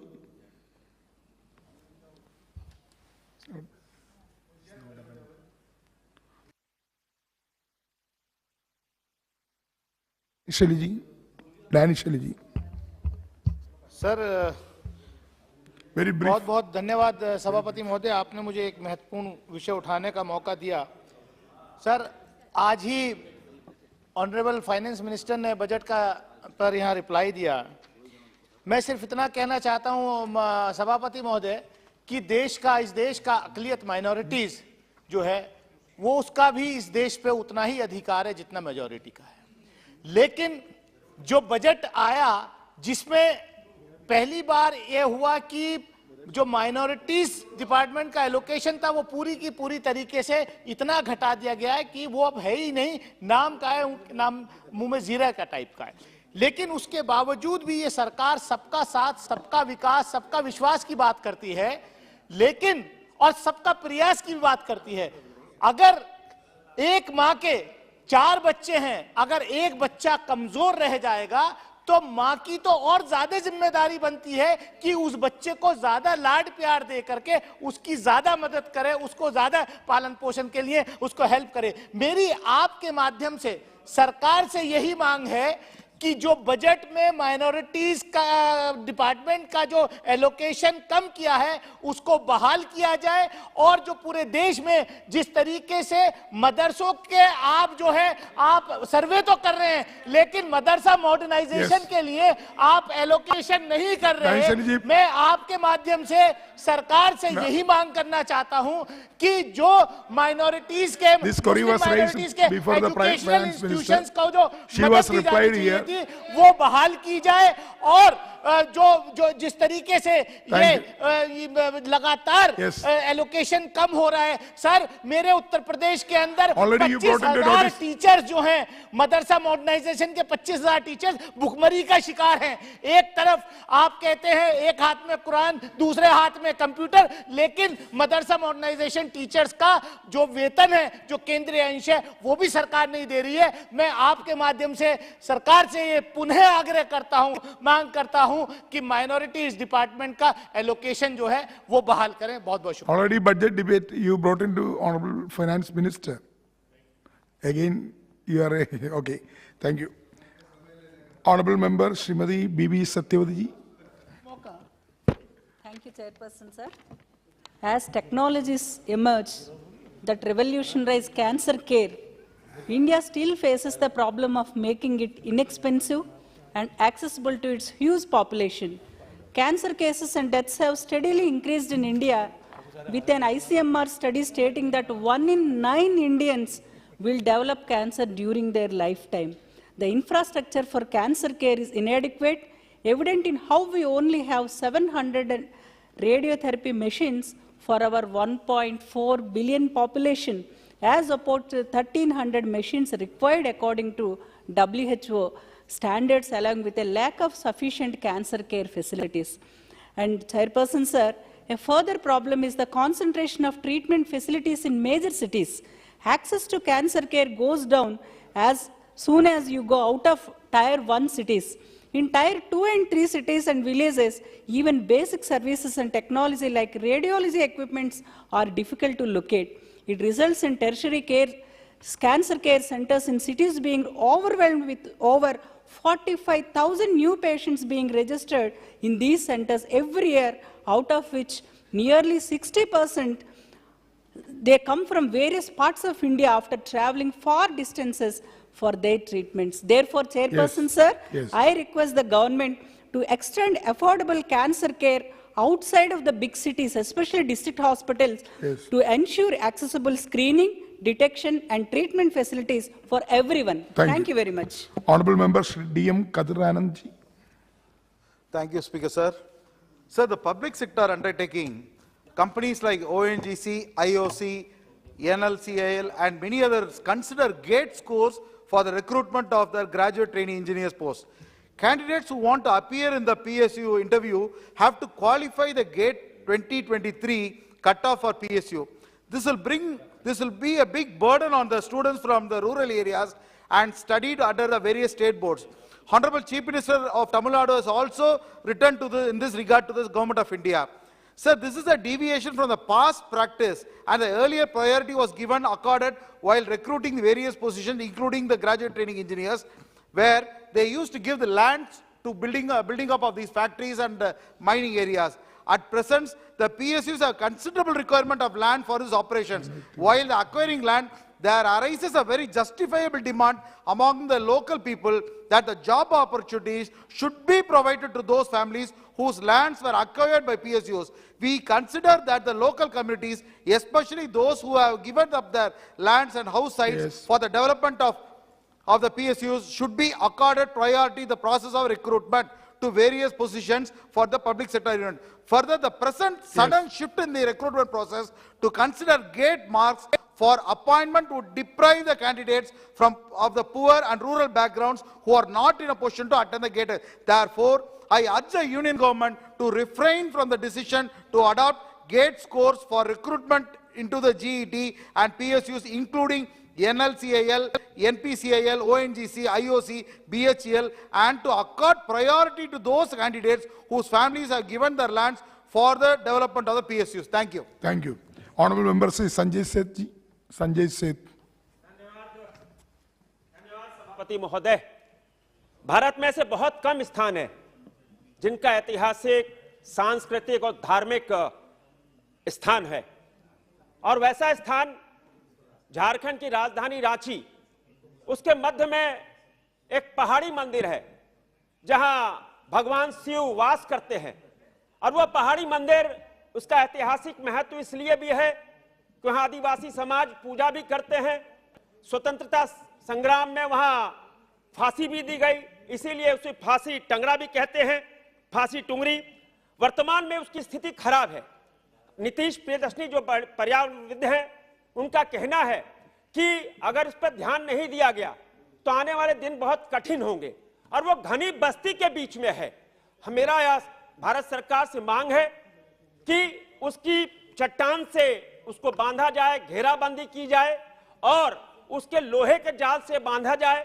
और मेरा यह मानना है और भारत सरकार से मांग है कि इसके राष्ट्रीय महत्व को देखते हुए राष्ट्रीय स्मारक घोषित कर उसको संरक्षित किया जाए, ताकि वो अभिभावक के रूप में झारखंड की जनता, रांची की जनता उसको मानती है, और उसकी जर्जर स्थिति को देखते हुए आने वाले दिनों में कोई कठिनाई नहीं हो, तुरंत इस पर अविलंब कदम उठाने चाहिए। वहां के अखबार लगातार सरकार को सचेत कर रहे हैं, लेकिन राज्य की सरकार सुन नहीं रही है। इसीलिए सदन से मेरा आग्रह है, भारत सरकार से आग्रह है कि इस पर तुरंत आवश्यक कदम उठाएं। Thank you. ऑनरेबल मेंबर से एसटी हसन जी। बहुत शुक्रिया सर। मैं अपने क्षेत्र की बहुत अहम समस्या आपके सामने रखना चाहता हूं। मुरादाबाद शहर 2 हिस्सों में लाइन से बटा हुआ है और इस वक्त 3 जगहों पर के ऊपर समस्या है। यहाँ पे एक ओवर ब्रिज जो संबल फाटक कहलाता है, वहाँ पे बन रहा है, उसका रास्ता बंद कर दिया गया है, उसको रिपेयर चल रही है। मेरी ये डिमांड है आपके माध्यम से कि इस वक्त रिपेयर के हालात में इस पुल को चौड़ा कर दिया जाए और अल्टरनेटिव रास्ता बहुत दूर पड़ता है, पुराना सिस्टम चालू कर दिया जाए, उसमें बैरियर लगा दिया जाए। ऐसी सरकोई भूल के ऊपर भी 2 क्रॉसिंग को बंद कर दिया गया है। उन क्रॉसिंग के ऊपर अंडरपास बनाए जाएं ताकि लोगों को जनाजा, अर्थी या बुजुर्ग लोगों को गुजरने में आसानी हो। सर, मैं आपसे एक माध्यम से एक बहुत इंपॉर्टेंट इशू को कहना चाहता हूं कि अलीगढ़ मुस्लिम यूनिवर्सिटी और जामिया मिलिया इस्लामिया का फंड क्यों कम कर दिया गया? क्या सिर्फ और यूनिवर्सिटीज का बढ़ा दिया गया? क्या सिर्फ इस वजह से कि उसमें मुस्लिम और इस्लामिया लफ्ज लगा हुआ है? ऑनरेबल मेंबर श्री स्वामी सुमेधानंद जी। धन्यवाद सभापति जी। एक बहुत ही गंभीर विषय मैं सरकार के ध्यान में लाना चाहता हूं आपके माध्यम से। राजस्थान के सीकर सहित अनेक जिलों में एक कंपनी नेक्सा नाम से कंपनी आई और उसने वहाँ कार्यालय स्थापित किए, और कुछ प्रभावशाली लोगों ने लोगों को बहका करके, फुसला करके धोलेरा सिटी में पूंजी इन्वेस्ट करने के लिए लोगों से पैसा उठाया। 1 साल तक वो रिटर्न भी देते रहे लाभांश का, और उसके बाद परिणाम ये हुआ कि जब हजारों लोगों का पैसा, हजारों करोड़ रुपया उनके पास आ गया तो वो कंपनी गायब हो गई। और आज हजारों परिवार इस प्रकार के हैं जो हैंड टू माउथ हो चुके हैं, उनकी जमीन और मकान नीलाम होने की स्थिति आ चुकी है। तो मेरा निवेदन है कि राजस्थान सरकार में सैकड़ों FIR हो चुकी हैं, लेकिन क्योंकि इसमें बहुत से प्रभावशाली लोग इन्वॉल्व हैं तो वहाँ कार्रवाई नहीं हो रही। मेरा माननीय केंद्रीय गृह मंत्री जी से निवेदन है कि CBI के माध्यम से इस कांड की जांच कराई जाए, इस कंपनी का को उन लोगों को अरेस्ट किया जाए ताकि लोगों को न्याय मिल सके और उनके पैसे वापस लौटाए जा सकें। धन्यवाद। Honourable member Shri Nayab Singh ji, only 1 minute. Thank you everybody.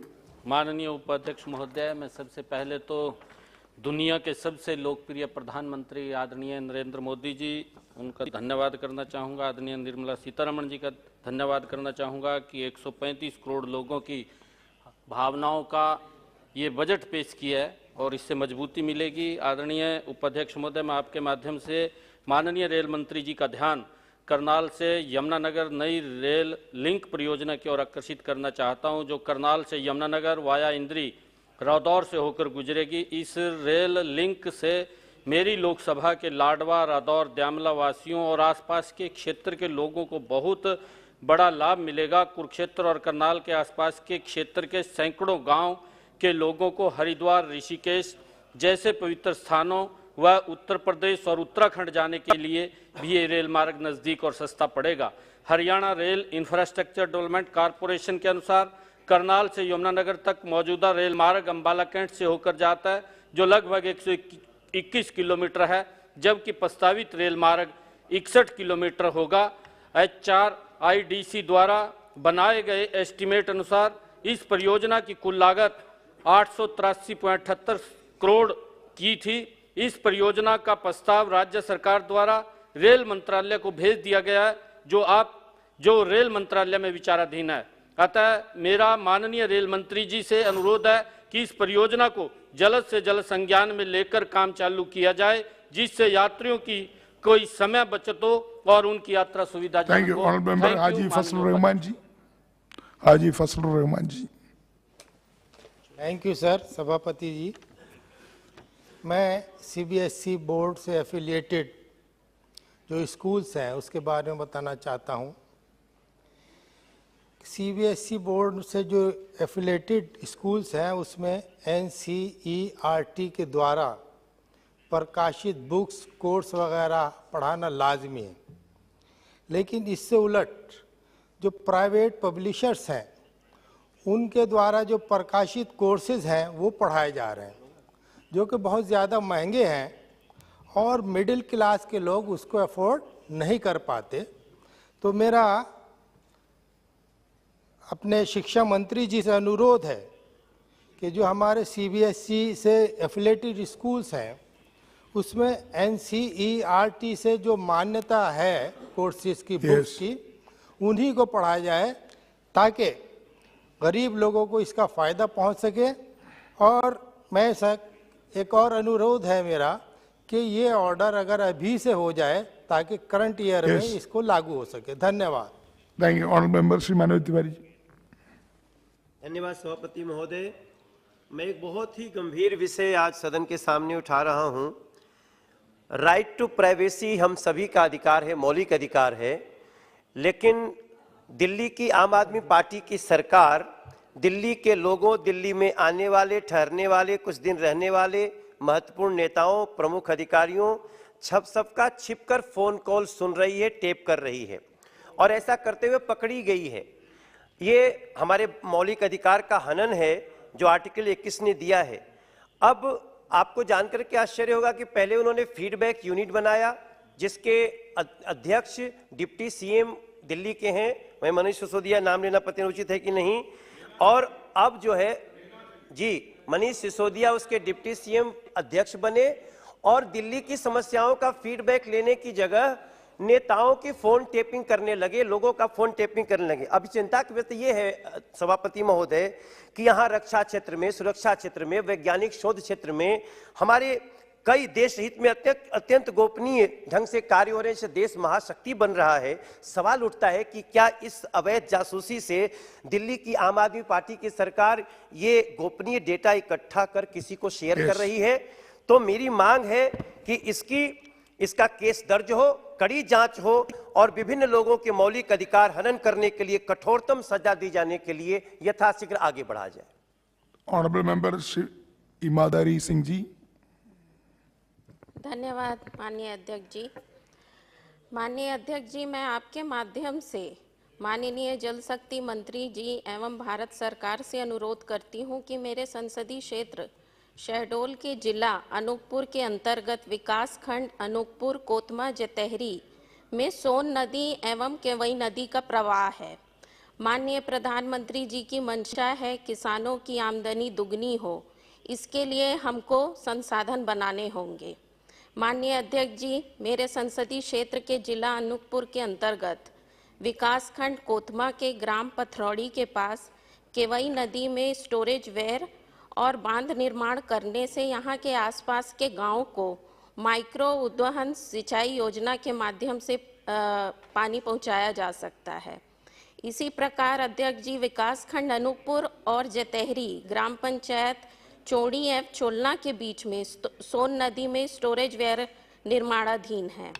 महोदय, यहाँ से भी माइक्रो सिंचाई योजना का अगर विस्तारीकरण करके ग्राम चौड़ी, पोड़ी, बरबसपुर, चोलना ग्राम के किसानों को खेतों तक पानी पहुँचाया जा सकता है। महोदय, पानी की समुचित व्यवस्था हो जाने से किसान अपना फसल उगाकर अपनी आय दुगनी कर सकेंगे और भारत सरकार के सबका साथ सबके विकास में अभी अपनी सहभागिता दर्ज करा सकेंगे। धन्यवाद। Yes, thank you. Honourable member Shri Anil फिरोजी है। सभापति जी, बहुत बहुत धन्यवाद, मुझे मेरे क्षेत्र की समस्या को उठाने का अवसर दिया। माननीय सभापति जी, हमारे यहाँ पे जावरा से नागदा होते हुए उन्हेल, उज्जैन, पीतमपुर रोड को नेशनल हाईवे घोषित किया जाए। उसका कारण है कि माननीय सभापति जी, आए दिन जावरा रोड पे एक्सीडेंट हो रहे हैं। लगभग 11 लोग अब की मृत्यु हुई है। अभी हाल फिलहाल ही एक इतना दर्दनाक एक्सीडेंट हुआ जिसमें बच्चों से भरी बस एक्सीडेंट हुई, जिसमें 7 बच्चों की मृत्यु हुई है और उसमें लगभग 37 ब्लैक स्पॉट है। मैं लगातार ये मांग कर रहा हूँ माननीय सभापति जी कि उसको नेशनल हाईवे घोषित किया जाए ताकि लोगों की वहाँ पे जान बचाई जा सके। मैं भी उस क्षेत्र में जाता हूँ गाड़ी से, तो माननीय सभापति जी, मेरे को भी राम राम राम राम करके जाना पड़ता है। वास्तव में मैं भी 2-3 बार बच चुका हूँ। तो मैं आपसे ये आपके माध्यम से माननीय सड़क परिवहन मंत्री जी से, गडकरी जी से मांग करता हूं कि उसको नेशनल हाईवे घोषित किया जाए। बहुत बहुत धन्यवाद। Honourable member Shri Girish Chand ji. सभापति महोदय, आपने मुझे शून्यकाल में बोलने का समय दिया, मैं आपका आभार व्यक्त करना चाहता हूं। महोदय, मैं अपने संसदीय क्षेत्र नगीना में जन स्वास्थ्य की सुविधा के संबंध में आपका ध्यान आकर्षित कराना चाहता हूं। सभापति महोदय, सामुदायिक स्वास्थ्य केंद्र नगीना में संचालित है, जहां जीर्ण शीर्ण अवस्था में महिला अस्पताल भी है। उसकी हालत बहुत खराब है। मेरी आपके सभापति महोदय, मेरी आपके माध्यम से सरकार से मांग है कि उस अस्पताल का नया भवन का निर्माण कराया जाए। और बहुत खेद के साथ सीधे कहना पड़ रहा है कि इस महिला अस्पताल में एक भी महिला चिकित्सक नहीं है। इसके अलावा भी हमारे संसदीय क्षेत्र के अंतर्गत आने वाले कई सामुदायिक स्वास्थ्य केंद्रों जैसे सहसपुर, शेरकोट आदि पर भी कोई चिकित्सक ही नहीं है। इन कारणों के चलते हमारे संसदीय क्षेत्र नगीना और जनपद बिजनौर के महिला रोगी दूर दराज अस्पतालों में जाकर उपचार करने के विवश हैं। इसी कड़ी में मैंने प्रयास करके सीआरएस द्वारा सामुदायिक स्वास्थ्य केंद्र नगीना में एक पोर्टेबल अल्ट्रासाउंड मशीन और एक पोर्टेबल एक्सरे मशीन की व्यवस्था कराई थी, लेकिन यहाँ पर इन दोनों मशीनों को चलाने के लिए एक भी तकनीकी ज्ञान रखने वाला कोई ऑपरेटर नहीं है। अतः आपके माध्यम से सरकार से मेरी मांग है कि सामुदायिक स्वास्थ्य केंद्र में महिला चिकित्सालय हेतु महिला चिकित्सकों की नियुक्ति की जाए तथा साथ ही अल्ट्रासाउंड और एक्सरे मशीन के लिए एक दक्ष ऑपरेटर की भी व्यवस्था की जाए। आपका बहुत बहुत धन्यवाद। Thank you. Honourable member Shri Satish Gautam ji. अध्यक्ष महोदय, मुझे आपने बोलने का मौका दिया, मैं आपका धन्यवाद देता हूं। माननीय देश के प्रधानमंत्री नरेंद्र मोदी जी का, माननीय नितिन गडकरी जी का, उनका भी बहुत बहुत धन्यवाद देता हूं कि मेरे लोकसभा क्षेत्र अलीगढ़ को नेशनल हाईवे 3 हाईवे दिए। अध्यक्ष महोदय, एक नया हाईवे जो हमें मिला है अलीगढ़ से पलवल, जो 334D है, उस पर वो अलीगढ़ से दिल्ली का 1.5 घंटे का रास्ता है, लेकिन खैर और जट्टारी में 2-2 घंटे जाम लगता है। अगर उनका बाईपास जल्दी से जल्दी बन जाता है तो बाईपास बनने से जनता को रियायत मिलेगी और 1.5 घंटे का रास्ता मिलेगा। दूसरी बात, एक हमारा NH 91 है जो कि अब नया 34 नंबर है उसका, उस पर गबाना क्षेत्र में बरौली कट है, बरौली कट पर रोज एक्सीडेंट होते हैं, वहां पर अंडरपास मिल जाए। और एक हमारा प्राचीन खेरेश्वर धाम है, वहां पर फ्लाईओवर मिल जाए, जिससे कि वहां पर एक्सीडेंट नहीं होंगे, लोगों की दुर्घटना मौत नहीं होगी। वैसे नितिन गडकरी जी द्वारा बहुत अच्छा कार्य किया जा रहा है देश के प्रधानमंत्री जी द्वारा, मैं उनका बहुत बहुत धन्यवाद देता हूं और आपने मुझे बोलने का मौका दिया उसके लिए धन्यवाद देता हूं। बहुत बहुत धन्यवाद। ऑनरेबल मेंबर श्री पुष्पेंद्र सिंह चंदेल जी। धन्यवाद सभापति महोदय। सभापति महोदय, मैं नशे के विरुद्ध बोलना चाहता था लेकिन मेरा विषय आ गया, तो मैं विषय परिवर्तन करना चाहता हूं। सभापति महोदय, दुर्घटनाएं देश में विकराल रूप धारण कर रही हैं और वर्तमान में जब से आदरणीय नरेंद्र मोदी जी के नेतृत्व में देश में सरकार बनी है, पूरे देश में हाईवेज का, सड़कों का बड़ा अच्छे तरीके से जो निर्माण हो रहा है, धीरे धीरे जो औसत गति है वो भी बढ़ रही है। मैं बुंदेलखंड क्षेत्र से आता हूं। मेरा क्षेत्र नदी, पहाड़, जंगल, काफ़ी घुमावदार, काफ़ी बड़ा भौगोलिक स्थिति खराब होने के कारण कई सामान्य रोडों में कई मोड़ होते हैं, दुर्घटनाएं बहुत होती हैं। तो मैं टू व्हीलर्स के से चलने वाले लोगों के साथ जो घटनाएं घटती हैं उसके बारे में विषय रखना चाहता हूं और आपसे एक मिनट अतिरिक्त आपसे अनुमति चाहता हूं। महोदय, हम लोग जब यहाँ पर इस संसद में चुन करके आते हैं, जो जनता हम लोगों को चुन करके भेजती है, हम लोग कई बार होता है कि दबाव में या संकोच में किसी को बिना हेलमेट के अगर किसी को पकड़ा जाता है कहीं पर, तो हम लोग भी गलती से कभी कभी फोन कर देते हैं कहीं पुलिस को, कहीं किसी प्रकार से कि इनको छोड़ दिया जाए। एक घटना एक बार ऐसी हुई कि तो मैंने संकल्प लिया कि कोई भी हेलमेट लगाने वाला कोई भी व्यक्ति जो क्षेत्र में चलता है, मैं वो पकड़ा जाए, वो नाराज हो, मैं दोबारा संसद में जीत के आऊं या ना आऊं, लेकिन मैं उसकी कभी सिफारिश नहीं करता। मैं आपसे एक निवेदन करना चाहता हूं। मेरे यहाँ एक रोड हाईवे था, उस हाईवे में निरंतर लगातार घटनाएं घट रही थी। हमारे यहाँ पहले सपा बसपा की जो सरकार होती थी प्रदेश में, उन्होंने एक बीएटी, सभापति महोदय मैं एक मिनट लूंगा, बहुत संवेदनशील मामला है। तो महोदय, उसको जो 4 लेन रोड बनना चाहिए था, बीओटी प्रोजेक्ट के तहत उसको सिंगल रोड बनाया गया और मेरे संसदीय क्षेत्र के मौदहा भरुआ क्षेत्र के एक गांव से 20-20 लोग उनका जीवन उनका समाप्त हुआ। महोदय, मैं हेलमेट की जो बात आपसे करके अपनी बात पूरी कर रहा हूं। मेरा निवेदन है कि कई बार लोग जो बाइक से अपने घर से निकलते हैं, रास्ते में कोई उनका मित्र परिचित गांव का कोई व्यक्ति मिला और उसको साधन नहीं मिलता, उसको अपनी गाड़ी में बिठा लेते हैं, तब उनके पास हेलमेट नहीं होता, उनकी मजबूरी होती है कि एक हेलमेट है। तो मैं भारत सरकार से आग्रह करता हूं कि जितने भी मोटरसाइकिल निर्माता कंपनियां हैं, टू व्हीलर जो भी बनाते हैं, अभी इलेक्ट्रिक व्हीकल बन रहे हैं, हर वाहन में 2 हेलमेट रखने की जगह बनाई जाए और उसमें उसका नंबर, सभापति महोदय, उसमें उसका नंबर भी डाला जाए उसमें हेलमेट में। मैं बहुत संवेदनशील बात कर रहा हूं। और उसके बाद जब भी कभी उसकी चेकिंग हो वो उसके पास मिले, ताकि उनका भी शोषण ना हो सके, पुलिस भी उनको परेशान ना कर सके, और मजबूरी में जो किसी राहगीर को जो लिफ्ट देते हैं लोग, अपने वाहन बैठाते हैं, उसका भी जीवन बच सके और उसको जीवन सुरक्षित हो सके। आपने सभापति महोदय बहुत महत्वपूर्ण विषय था, आपने समय दिया, बहुत बहुत धन्यवाद। Sunil Kumar ji, very brief, 1 minute.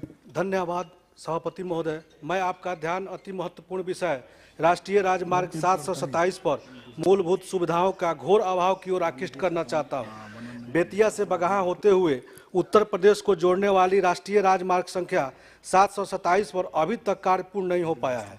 इस राजमार्ग पर स्थित लौरिया नामक जगह पर 2 वर्ष पूर्व से ही टोल प्लाजा कार्यरत है। सेवा शुल्क की भी वसूली की जा रही है। इस टोल प्लाजा पर नागरिक सुविधाओं का भी अभाव है, जैसे पेयजल, शौचालय, प्राथमिक चिकित्सा केंद्र, टो क्रेन तथा अग्निशामक वाहन इत्यादि। महाशय, सड़क कार्य अपूर्ण होते हुए भी शुल्क वसूलना उचित नहीं है। अतः मैं सदन के माध्यम से सरकार से मांग करता हूं कि लौरिया टोल प्लाजा पर यथाशीघ्र उपयुक्त सुविधाओं को बहाल किया जाए और जब तक सड़क कार्य पूर्ण न हो तब तक सेवा शुल्क न लिया जाए। धन्यवाद। Honorable Member Sri Ram Mohan Naidu ji. Thank you, Chairman, sir. I would like to bring to the attention of the House the systematic unconstitutional attempts at shrinking the democratic space in the state of Andhra Pradesh. The TDP General Secretary Nara Lokesh has gone on a padiyatra across the state for 4,000 kilometers in 400 days, sir. And the YSRCP AP government passed GO number 1 just to ban rallies and road shows across the state because of looking at the public response that is coming for Chandrababu Naidu's road shows and also the Lokesh Padiyatra also, sir. And GO number 1 is just the latest addition to the pattern of undemocratic tactics which is implemented by the state government. Subject. It is a state, it could be a state subject, sir, but yes, it is regarding the constitution. When there is a violation of constitution, you can speak in the House. Sir, on 2nd February, the police had made an unsuccessful attempt to wrongfully seize Nara Lokesh campaign vehicle. On 3rd February, they tried to thwart his Padyatra at Bangarupalam village, and they even shut down the power supply. They're trying to create an atmosphere of fear so that no one can come and attend his Padyatra, sir. And also TDP cadres and supporters who are joining it have been attacked. Sir, with one last point, I'll just conclude. Sir, with the law and order apparatus either turning a blind eye to the violence and refusing to uphold the freedom of expression, there is no level playing field for opposition in the state of Andhra Pradesh, sir. Before this leads to a breakdown of constitutional machinery in AP, I request the union government to take cognizance of this situation so that the state government is held accountable for all its unconstitutional acts. Honorable Member Sri Ravinder Singh Ji Bittu. Thank you chairman साहब, सुरेश जी। मैं एक बहुत ही खतरनाक आदमी जो अपने आप को बाबा लगाता है पर बहुत खतरनाक है, वो सनारिया जेल है, उसमें वो अंदर है हरियाणा में। लेकिन सर वो उसके ऊपर हर तरह के रेप के केस हैं, मर्डर के केस हैं, बाबा राम रहीम उसका नाम है, पर उसे पता नहीं क्या ना जाने क्यों बार बार उसे 40 दिन की पैरोल अब मिली है, उससे पहले 40 दिन की पैरोल मिली, उससे 21 दिन की पहले फरलो मिली। सर इस आदमी ने गुरु ग्रंथ साहब, हमारे जो सेक्रेड गुरु हैं, गुरु ग्रंथ साहब की बेअदबी करी है। सर उस आदमी को बार बार हरियाणा सरकार उसे छोड़ रही है और वो बाहर आके नए नए, अब तो वो भगमे कपड़े क्योंकि सरकार को खुश करने चक्कर में उसमें सर वो गाने गाता है, डांस कर रहा है। और पंजाब में हर जगह अनरेस्ट है सर, सारा पंजाबी सिख अनेकों धरनों पे हैं और पोजीशन बिल्कुल लॉ एंड ऑर्डर डिस्टर्ब हुआ है। सर इस आदमी को, खतरनाक आदमी को जेल में डालें और इसको पैरोल कहीं नहीं मिलनी चाहिए। ये इतना खतरनाक आदमी है, लड़कियों के लिए खास तौर पे, आदमियों के और जो सभ्य लोग हैं उनके लिए इस आदमी की जगह जेल में है। और सेंट्रल गवर्नमेंट हदायत करे हरियाणा सरकार को भी इसको जेल में डालो, बाहर घूमना इसका बहुत खतरनाक है sir. Thank you chairman. Honourable members doctor गीना Gavit. धन्यवाद सभापति महोदय, आपने मुझे शून्यकाल में एक बहुत महत्वपूर्ण विषय पे बोलने का अवसर दिया। आज मैं इस सदन का ध्यान आदिवासी विद्यार्थियों से जुड़े हुए एक बहुत ही महत्वपूर्ण विषय की ओर आकर्षित करना चाहूँगी। हमारे संविधान में आर्टिकल 46, 275, आर्टिकल 335 एंड आर्टिकल 342 के अंतर्गत आदिवासी विद्यार्थियों के शिक्षा के लिए, उनके आर्थिक आदिवासी समाज के उत्थान के लिए प्रावधान किया गया है। हमारे केंद्र सरकार के आदिवासी मंत्रालय के तहत एक pre matric and post matric scholarship scheme for scheduled tribe students, ये जो स्कीम है, ये स्कॉलरशिप की स्कीम आदिवासी विद्यार्थियों के लिए बनाई गई है। लेकिन सभापति महोदय, इस स्कीम में एनुअल इनकम पेरेंट्स की 2.5 लाख होनी चाहिए, ऐसे कहा गया है। उसी के साथ national overseas scholarship scheme for scheduled tribe students, जो आदिवासी विद्यार्थी देश के बाहर पढ़ने जाते हैं, उनके पेरेंट्स की एनुअल इनकम 6 लाख बताई गई है। लेकिन सभापति महोदय, जो संविधान के तहत आदिवासी समाज को संरक्षण दिया गया है, उसके अंतर्गत एनुअल इनकम का जो क्राइटेरिया है, इसके कारण कई आदिवासी विद्यार्थियों को स्कॉलरशिप का लाभ नहीं मिल पाता। तो आपके माध्यम से मैं सरकार से ये मांग करूंगी कि स्कॉलरशिप में एनुअल इनकम का क्राइटेरिया हटा दिया जाए और सभी आदिवासी विद्यार्थियों को स्कॉलरशिप का लाभ मिले। धन्यवाद। बहुत बहुत धन्यवाद सभापति महोदय। सभापति महोदय, मैं आपके माध्यम से रेलवे मंत्री जी से आग्रह करना चाहती हूँ कि बहुत अच्छा जो है बजट अब की बार प्रस्तुत किया गया है, जिसमें 2.4 जो करोड़ के करीब जो है पैसा जो है वो दिया गया है रेलवे बजट के अंदर। आपके माध्यम से मैं कहना चाहती हूँ सभापति महोदय कि सिरसा से एलनाबाद जो रेलवे लाइन है उसका सर्वे भी हो गया कंप्लीट। एक तो उसके अंदर अगर इसको भी अगर लाइन वहाँ पर बना दी जाए तो वहाँ के लोगों को बहुत लाभ मिलेगा। और हिसार, अग्रोहा, फतेहाबाद जिला है सभापति महोदय, लेकिन वहाँ उसने आज तक वहाँ पर जो है रेलवे को नहीं देखा है। वहाँ पर जो है, जो वहाँ के लोगों को बहुत इच्छा है कि वहाँ पर भी रेलवे स्टेशन होना चाहिए। तो और बहुत बड़ा एक जो वैश्य समाज है वो अग्रोहा के अंदर है, वहाँ पर बहुत बड़ा अग्रसेन धाम है। तो आपके माध्यम से कहना चाहती हूँ कि जो हिसार, अग्रोहा, फतेहाबाद है वहाँ पर उस लाइन को भी जोड़ा जाए। और इसके साथ साथ सभापति महोदय छोटी सी बात ये थी कि जो ये अभी स्टेशन के लिए जो उनके आधुनिकीकरण के लिए जो मेरे लोकसभा से मैं धन्यवाद करना चाहती हूँ कि नरवाना, मंडी डबवाली और सिरसा, उसमें अगर भट्टू भी अगर आ जाएगा जो फतेहाबाद जिले में आता है तो बहुत बहुत वहां के लोगों को लाभ मिलेगा। बहुत बहुत धन्यवाद सभा। The House stands adjourned to meet again on Monday, 13th February 2023 at 11 a.m. Thank you.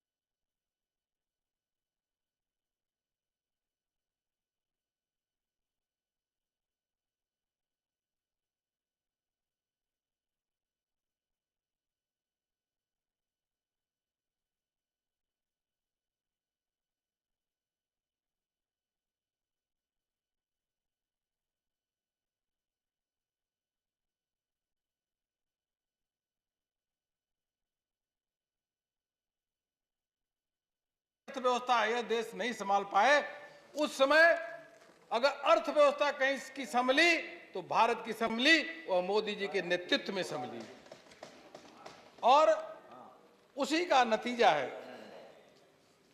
UPA वाले तो है नहीं, इनके समय तो डबल डिजिट इन्फ्लेशन होती थी, 13% 2009-10 में डबल डिजिट की लगातार इन्फ्लेशन। आज बैंकों की स्थिति इतनी सुधर गई है कि बैंक अपने पैर पे चलने लगे, पैर पे खड़े हो गए हैं, दौड़ रहे हैं।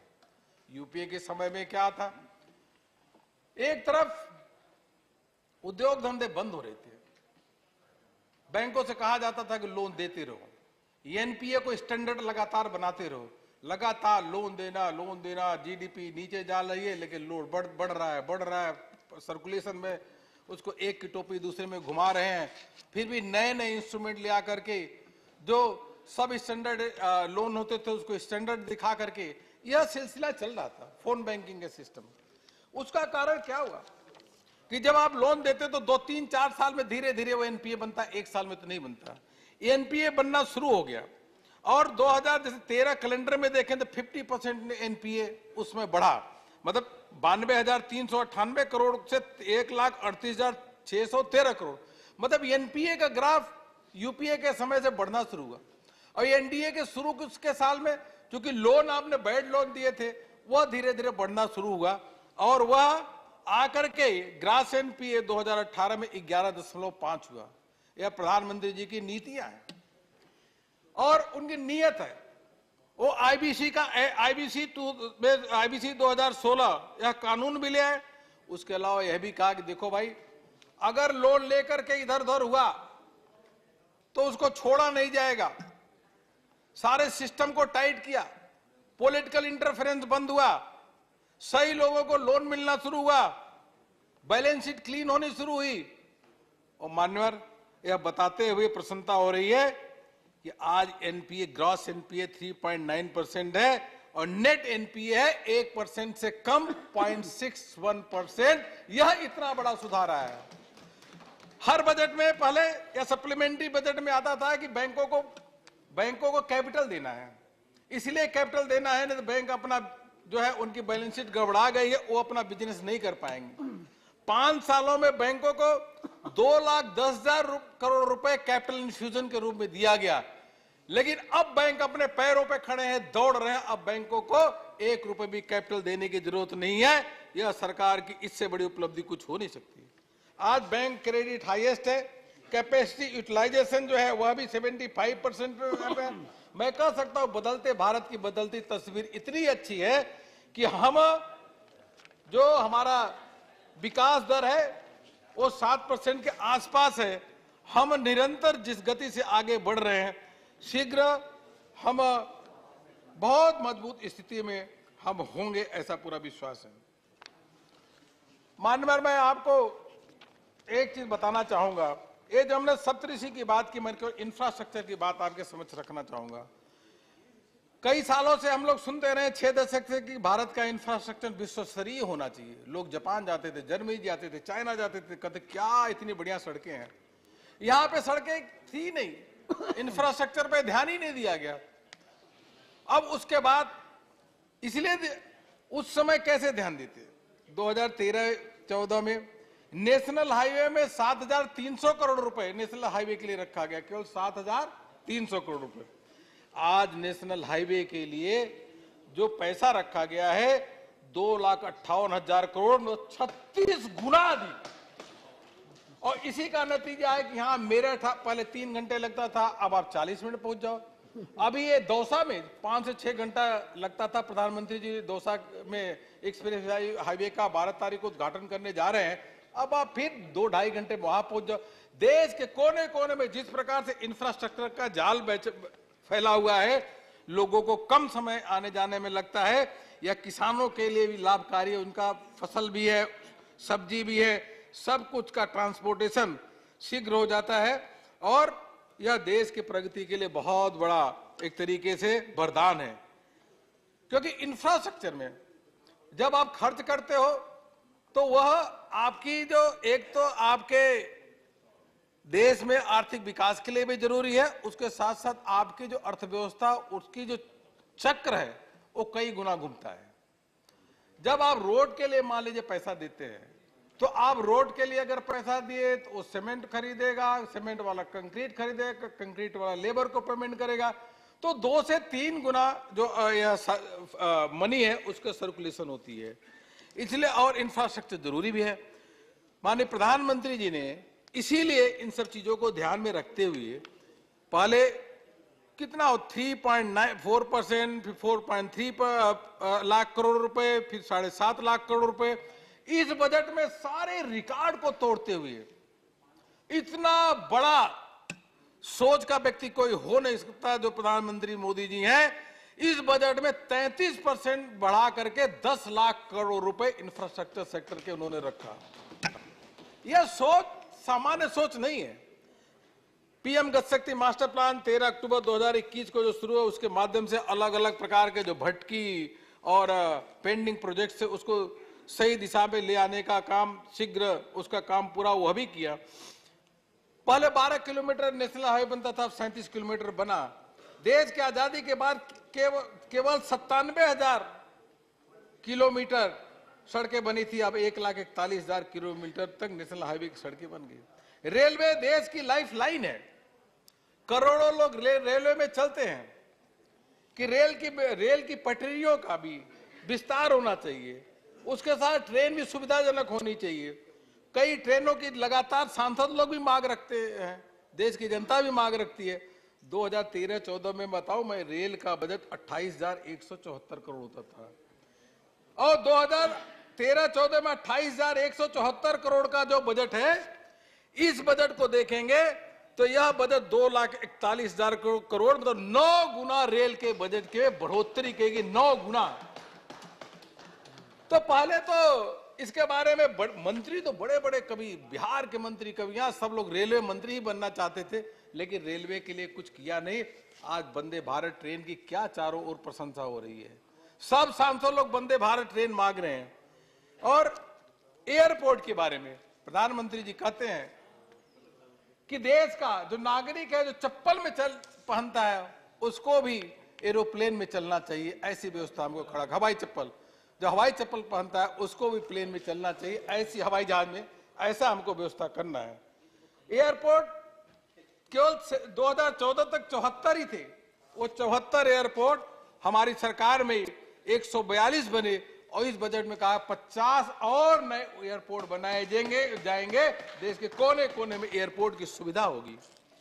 राज्यों के लिए भी मैं वित्त मंत्री जी को भी अभिनंदन करना चाहूंगा कि हमारे जो अलग देश के सभी राज्य हैं उनको भी विश्वास करके, उनको भी साथ में लेकर के जो 1 लाख करोड़ रुपए राज्यों के लिए रखा गया था इंफ्रास्ट्रक्चर के लिए, अब 1,30,000 करोड़ रुपए, 30% की वृद्धि, बहुत बड़ी वृद्धि होती है। अर्बन इंफ्रास्ट्रक्चर को मजबूती मिले, 10,000 करोड़ रुपए। इसके साथ एक बड़ी योजना इंफ्रास्ट्रक्चर के बारे में और मैं बताना चाहूंगा। पोर्ट है, कोल है, स्टील है, फर्टिलाइजर है, फूड ग्रेन इत्यादि हैं। इनके लिए एंड टू एंड संपर्क साधने के लिए यह सोचा गया है कि जब तक इनको एंड से एंड संपर्क नहीं बनाएंगे तो इसमें एक देश का विकास में और तेज गति से नहीं हो सकता। इसे 100 क्रिटिकल इंफ्रास्ट्रक्चर प्रोजेक्ट बनाए जाएंगे जिनमें 75,000 करोड़ रुपए का यह इन्वेस्टमेंट होगा। या लॉजिस्टिक, इस प्रकार से लॉजिस्टिक तैयार किए जाएंगे। मैं बाकी हमारे सदस्य तो कुछ बारे में बोलेंगे, कुछ अन्य विषय में एक डायरेक्ट टैक्स, इनकम टैक्स के बारे में जरूर बताना चाहूंगा। जैसा मैंने कहा कि देश के जो आय करदाता है, जिसको हम दान करदाता कहना चाहिए, क्योंकि उनका जब पैसा आता है तो गरीबों का मकान बनता है, एलपीजी कनेक्शन बनता है, इसलिए वो दान करदाता है, उनका सम्मान होना चाहिए। और 3.6 करोड़ से अब 6.5 करोड़ रुपए रिटर्न हो गई है। हमको याद है कि ये इनकम टैक्स के कॉरिडोर में क्या होता था, इनकम टैक्स के ऑफिस में क्या होता था। आय करदाता बेचारा जाता था अपना इनकम टैक्स असेसमेंट कराने के लिए, घंटों घंटों इंतजार करना पड़ता था। उस कॉरिडोर में, भाई सुनो, उस कॉरिडोर में उसको बैठने, 2 मिनट, उस कॉरिडोर में उसको बैठने की जगह नहीं मिलती थी, वो ह्यूमिलेशन फील करता था। तो उसके बाद 2019 में फेसलेस स्कूटी ले आई गई, 2020 में फेसलेस अपील ले आया गया और 2021 में फेसलेस ट्रिब्यूनल ले आया गया। यह व्यवस्था शुरू की गई। आज जो 100 जीसीआईटी की घोषणा हुई है, उससे हम कह सकते हैं कि शीघ्र से शीघ्र लोगों का केस की स्क्रूटनी भी खत्म होगी। मध्यम वर्ग के लिए इससे बड़ी तोहफा क्या हो सकता है कि उनके 7 लाख रुपए तक उनको छूट की घोषणा हुई है। 7 लाख रुपए की जो उनकी छूट की घोषणा हुई है, यह प्रधानमंत्री जी को हम लोग इसके लिए अभिनंदन करना चाहते हैं। एक ही चीज बताऊंगा, 2013-14 का अगर देखें तो 2013-14 का अगर टैक्स स्लैब ले तो 70,000 रुपए 7 लाख रुपए तक टैक्स लगता था। अब आज के दिन में, अगर आज के दिन के नया टैक्स रिजीम देखेंगे तो 7 लाख रुपए तक 1 रुपए भी टैक्स नहीं लगेगा। यानी मध्यम वर्ग जिसकी 7 लाख रुपए इनकम है उसको 70,000 रुपए भी बचेगा। मतलब मध्यम वर्ग को 7,000 रुपए हर महीने की बचत इस बजट के माध्यम से है। 7,000 रुपए हर महीने बजट। यह इसमें 3,000 जो 39,000 कंप्लायंसेस भी खत्म हुए और 3400 कानूनों को समाप्त किया गया। इसके अलावा समय की कमी है, एमएसएमई के सेक्टर में बहुत काम हुआ, रोजगार के क्षेत्र में। अब मैं अंत में एक बात कह के समाप्त करना चाहूंगा कि यह विकसित भारत 2027 की इस बजट में रूपरेखा रखी गई है। भारत की बदलती तस्वीर को इसमें झलक दिखती है। आज प्रधानमंत्री मोदी जी की सभी तारीफ कर रहे हैं क्योंकि वह निर्णायक नेतृत्व है, निर्णय लेने वाले हैं, लोकप्रिय नेतृत्व है और उसी के साथ साथ अगर जो विश्वास और भरोसे वाला नेतृत्व है, त्यागी और तपस्वी नेतृत्व है, ऐसा नेतृत्व को 10-20 साल में नहीं जन्म लेता, ऐसा नेतृत्व 100 साल में एक बार जन्म लेता है। नरेंद्र मोदी जी के रूप में जो नेतृत्व लिया है, एक पंक्तियों के माध्यम से मैं अपनी बात समाप्त करूंगा। यह प्रधानमंत्री मोदी जी पे सटीक बैठता है, जो राष्ट्र के बारे में सदैव सोचते हैं। राष्ट्र ही आराधना है, राष्ट्र ही मेरा सुधर्म, राष्ट्र ही बस वंदना है, राष्ट्र ही मेरा सुकर्म, राष्ट्र को ही हूं समर्पित मैं, मेरे मन कर्म वचन, राष्ट्र सबका, राष्ट्र सबके, राष्ट्र को सत सत नमन। Doctor Shantanu Sen. Sir, very good evening to one and all on behalf of my party and my party's chairperson, Madam Mamata Banerjee. Sir, I would like to open my speech on the budget by flagging a very serious issue and for which I need your immediate attention and I seek your protection too. Sir, regarding censorship in Parliament. Sir, when our learned Prime Minister was speaking yesterday, not a single MP from All India Trinamool Congress or AAP or BRS or anyone was shown exercising their basic democratic right. Same on Rajya Sabha TV. I hope today at least I won't be censored in the same way. Sir, yesterday it was worse than any emergency of 5 decades ago to me, sir. Sir, unfortunately the presentation of this budget... Honourable member, I would urge you to use the words carefully. Censor and emergency. Perhaps you have not lived during that period. And what is censor? That time I was not born, sir. Yes. But let me tell you, don't compare emergency with anything. Okay, sir. It has been the darkest period of Indian history. Darkest period. And also censorship. These words are Sir, I haven't deleted. seen... Please go ahead, go ahead. Sir, I haven't seen those days, but I am seeing these days at least. Doctor, Unfortunately, you will make a good point by focusing on your substance. Sir, unfortunately, the presentation of this budget, it has coincided with an explosion of probably the biggest financial scam ever. And our learned Prime Minister, while speaking for 3 hours in both the houses, he hardly found any time to speak on this issue, sir. Sir, I don't think only empty speeches will take away the fear from the mind of the people, sir. Our party demanded, as before, Supreme Court monitored investigation, and others demanded we have already put forward. Sir, I was listening to our learned finance minister while replying in Lok Sabha in television. Sir, I have heard her talking about Bengal. I don't know why she is bearing so much hatred for our state of West Bengal, sir. Sir, I have seen her showing some photographs. Sir, yesterday the opposition MPs were not allowed to show any photographs. I don't know whether there is any exception for the minister or not. She was talking about Bengal. It was absolutely an anti-Bengali sentiment, sir. She took the name of Madam Mamata Banerjee as well. She was talking about GST compensation regarding Lok Sabha during her reply. Sir, Madam must be knowing very well, much more than me, that GST compensation was payable for the period of 2017 to 2022. Since the finalization of account is done by AG, after the end of the financial year, initially the compensation is calculated on gross revenue and not on the net revenue, sir. It is only after the finalization of accounts that AG determines the actual gap between the protected revenue and the actual revenue, and then only Government of India releases the due compensation on net basis, if any. For West Bengal, so far compensation has been paid on net basis for only 2 years, 2017-18 and 18-19. For the rest of the periods, that is 1920, 2021 and 2022, the period until the period of 1st April 2022 till 30th June 2022, compensation has been released based on gross revenue. If net revenue is considered, the Government of India owes West Bengal 2,409 crore for the due rest of the period, sir. AG is yet to finalize the account for the rest of the period as stated. Sir, to me, the budget is not at all futuristic. It is absolutely an opportunistic rhetoric, and it has turned blind eye to the plight of the common people, sir.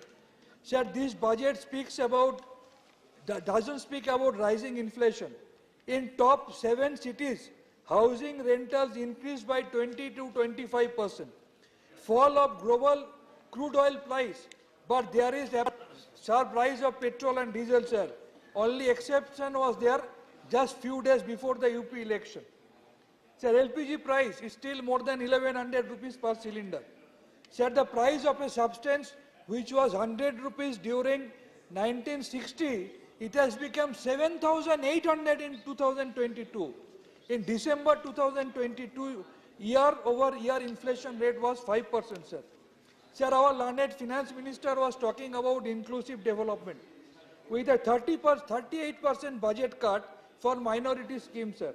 If we consider premature scholarship Pre-matric scholarship for minorities, it has been slashed down from 1425 to 433 crore.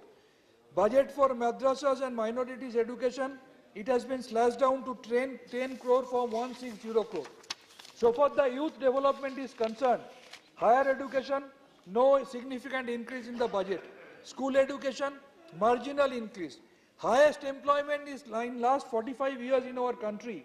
Unemployment rate in December 2022, it was 8.3%, highest in last 16 months. Rural unemployment, 7.4%. 4 crores of unemployed youth are there. More than 2 crore of women quit workforces in last 5 years, sir. So far the NREGA is concerned, though it is the largest social welfare scheme, we can remember the PM's comment about NREGA, ये तो माटी खोदने का काम है. It was 2.51% of GDP last year. Now it has come down to 1.3% of GDP. There has been a slash down by 33%, sir.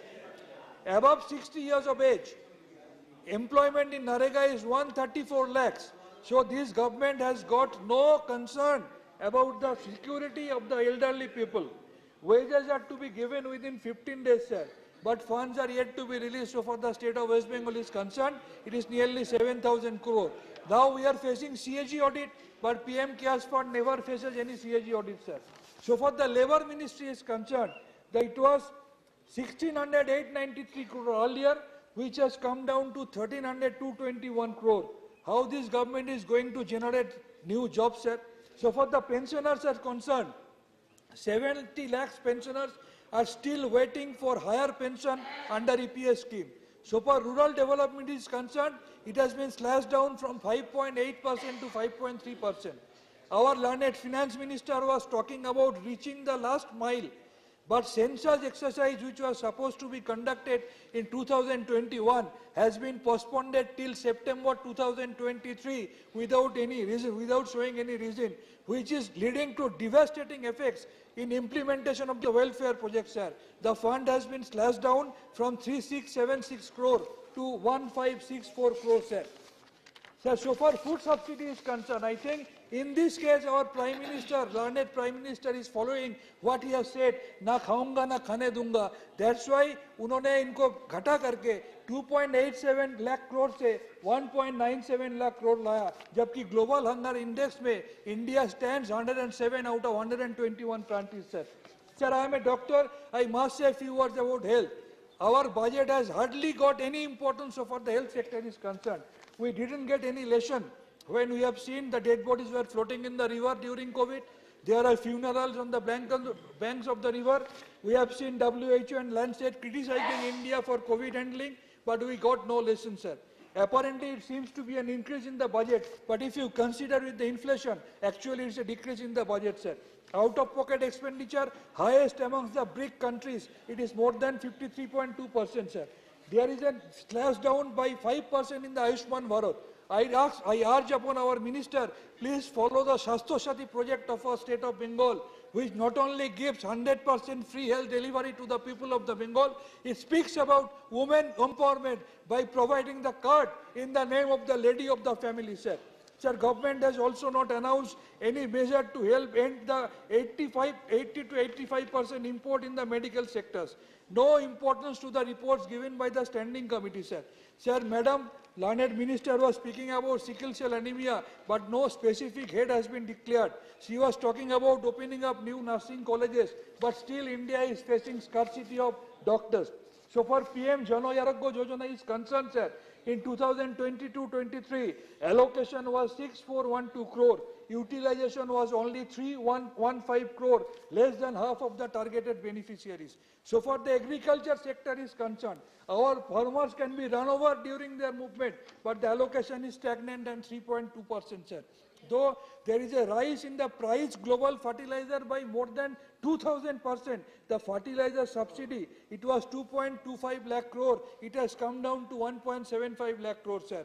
Allocation for PM Kisan Yojana, not increased. Expenditure on agriculture, it was 3.84%, it has come down to 3.2%.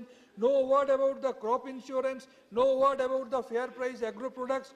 When we don't know when the farmers' incomes are going to be double, when in our state of West Bengal it has been triple. Sir, few more minutes only. So for the northeastern region is concerned, the budget is only 5892 crore. What is the income of our Mr. Adani, the best friend of someone of our country? He earns only in 3.6 days the amount 5892 crore. That is the whole allocation for the northeast. Meghalaya, they are suffering from this momental proportion of coal scam, you all know, sir. So for the census and surcharges are concerned, in 2011 and 12 it was 10.4%, 14 and 15 it was 13.5%, 20 to 21 it has become 19.9%. Ability of state to finance current expenditure from their own revenue, it was 69% in 1955-56 and it has become 38% in 2020.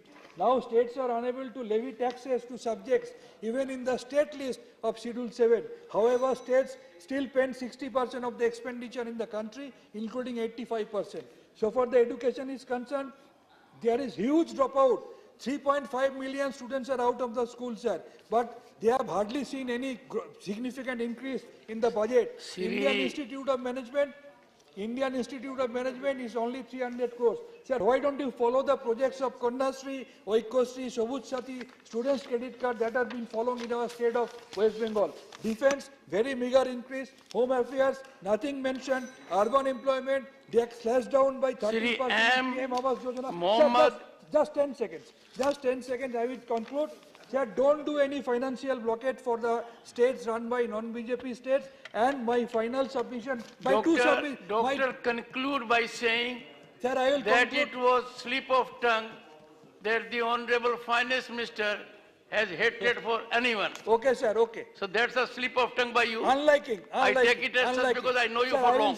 I will say just 2 words. Nowadays we are practiced.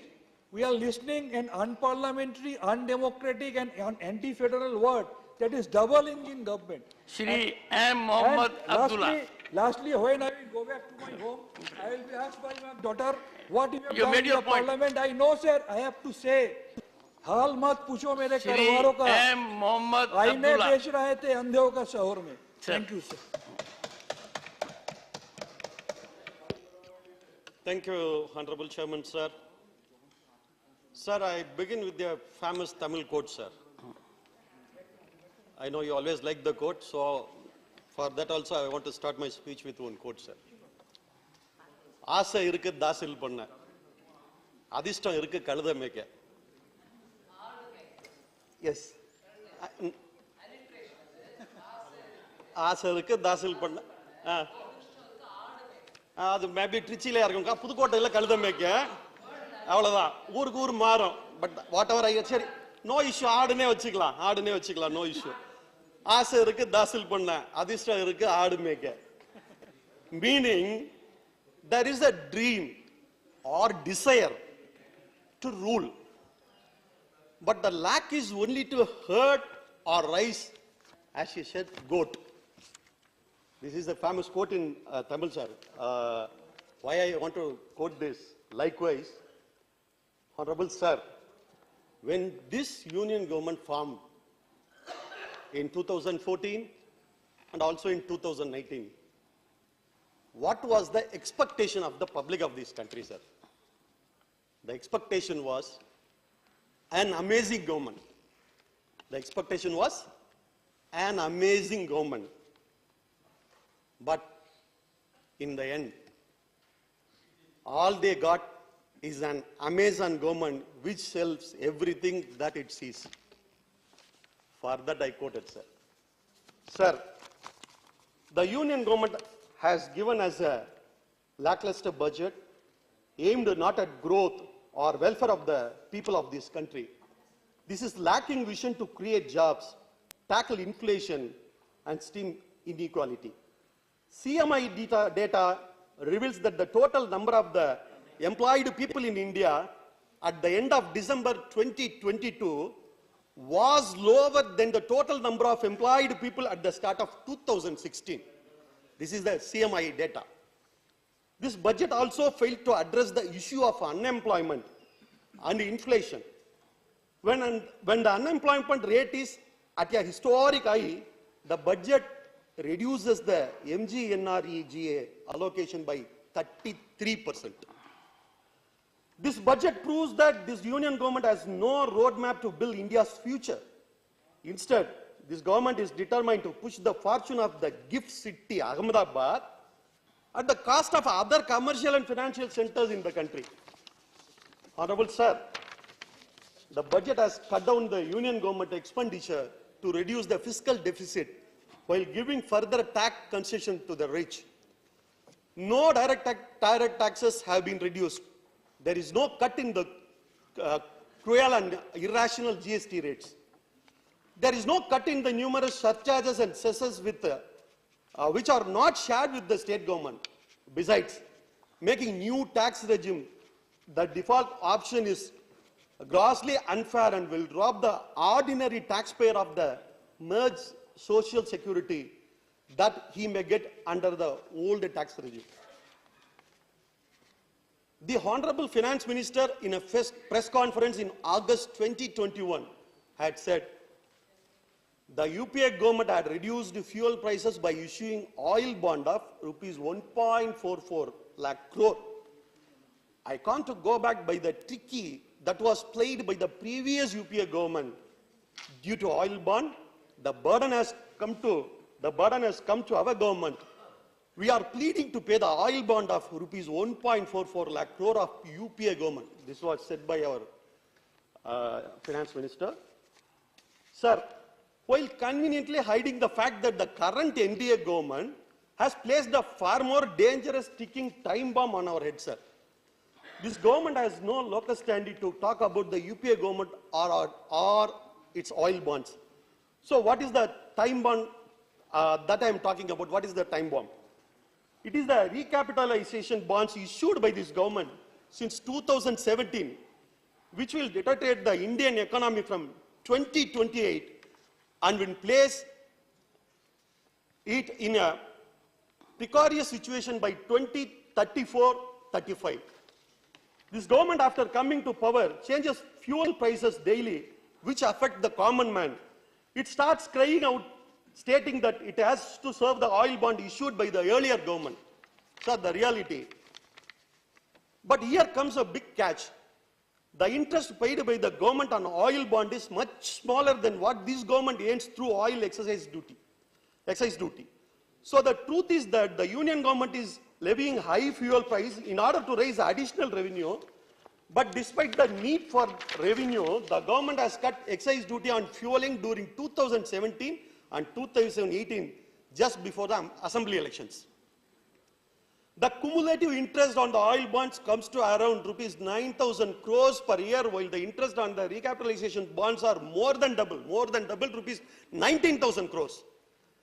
Honorable Chairman, sir, this government in 2019 introduced the recapitalization bond scheme for infusing equity into public sector banks to meet their capital requirements, which had taken a hit due to write-off of non-performing assets.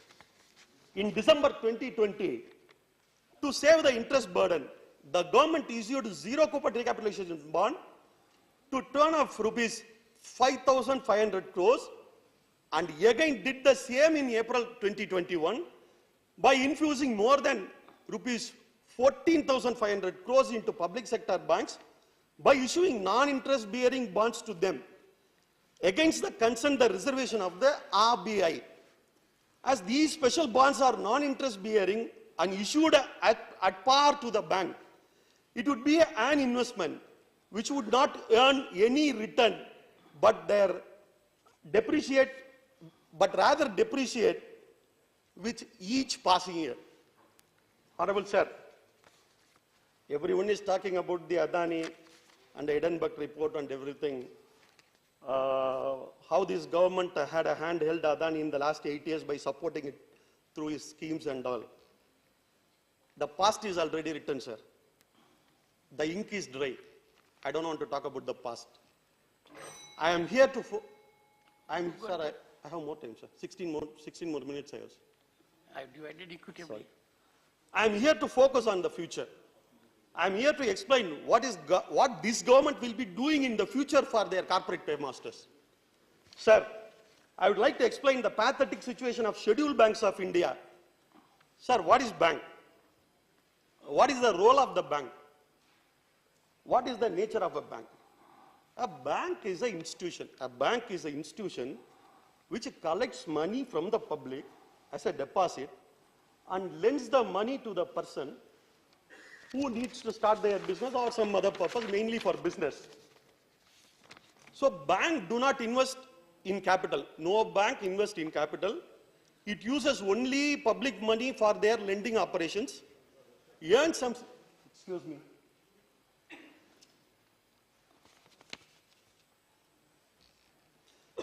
It uses only public money for their lending operations, earning from the difference of interest between these two.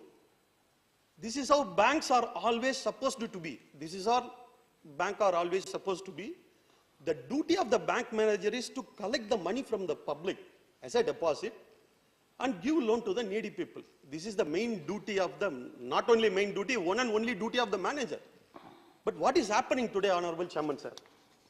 A bank manager is spending more time of his work by selling mutual funds, by selling insurance, by selling another financial products. Even he is selling gold coin also nowadays. The bank become like a supermarket, and the duty of the bank manager's duty has become like a supermarket manager. So, round up. So its nature has changed. This is what I want to explain. So the bank manager, what a bank manager is poor, so he's spending more time. Someone is coming to the bank to deposit some money. He convinced that man to buy the mutual fund or insurance or some other thing. So after two or three years, when the public realize that their assets have decreased in value, they go back to the branch only to realize that the bank manager who had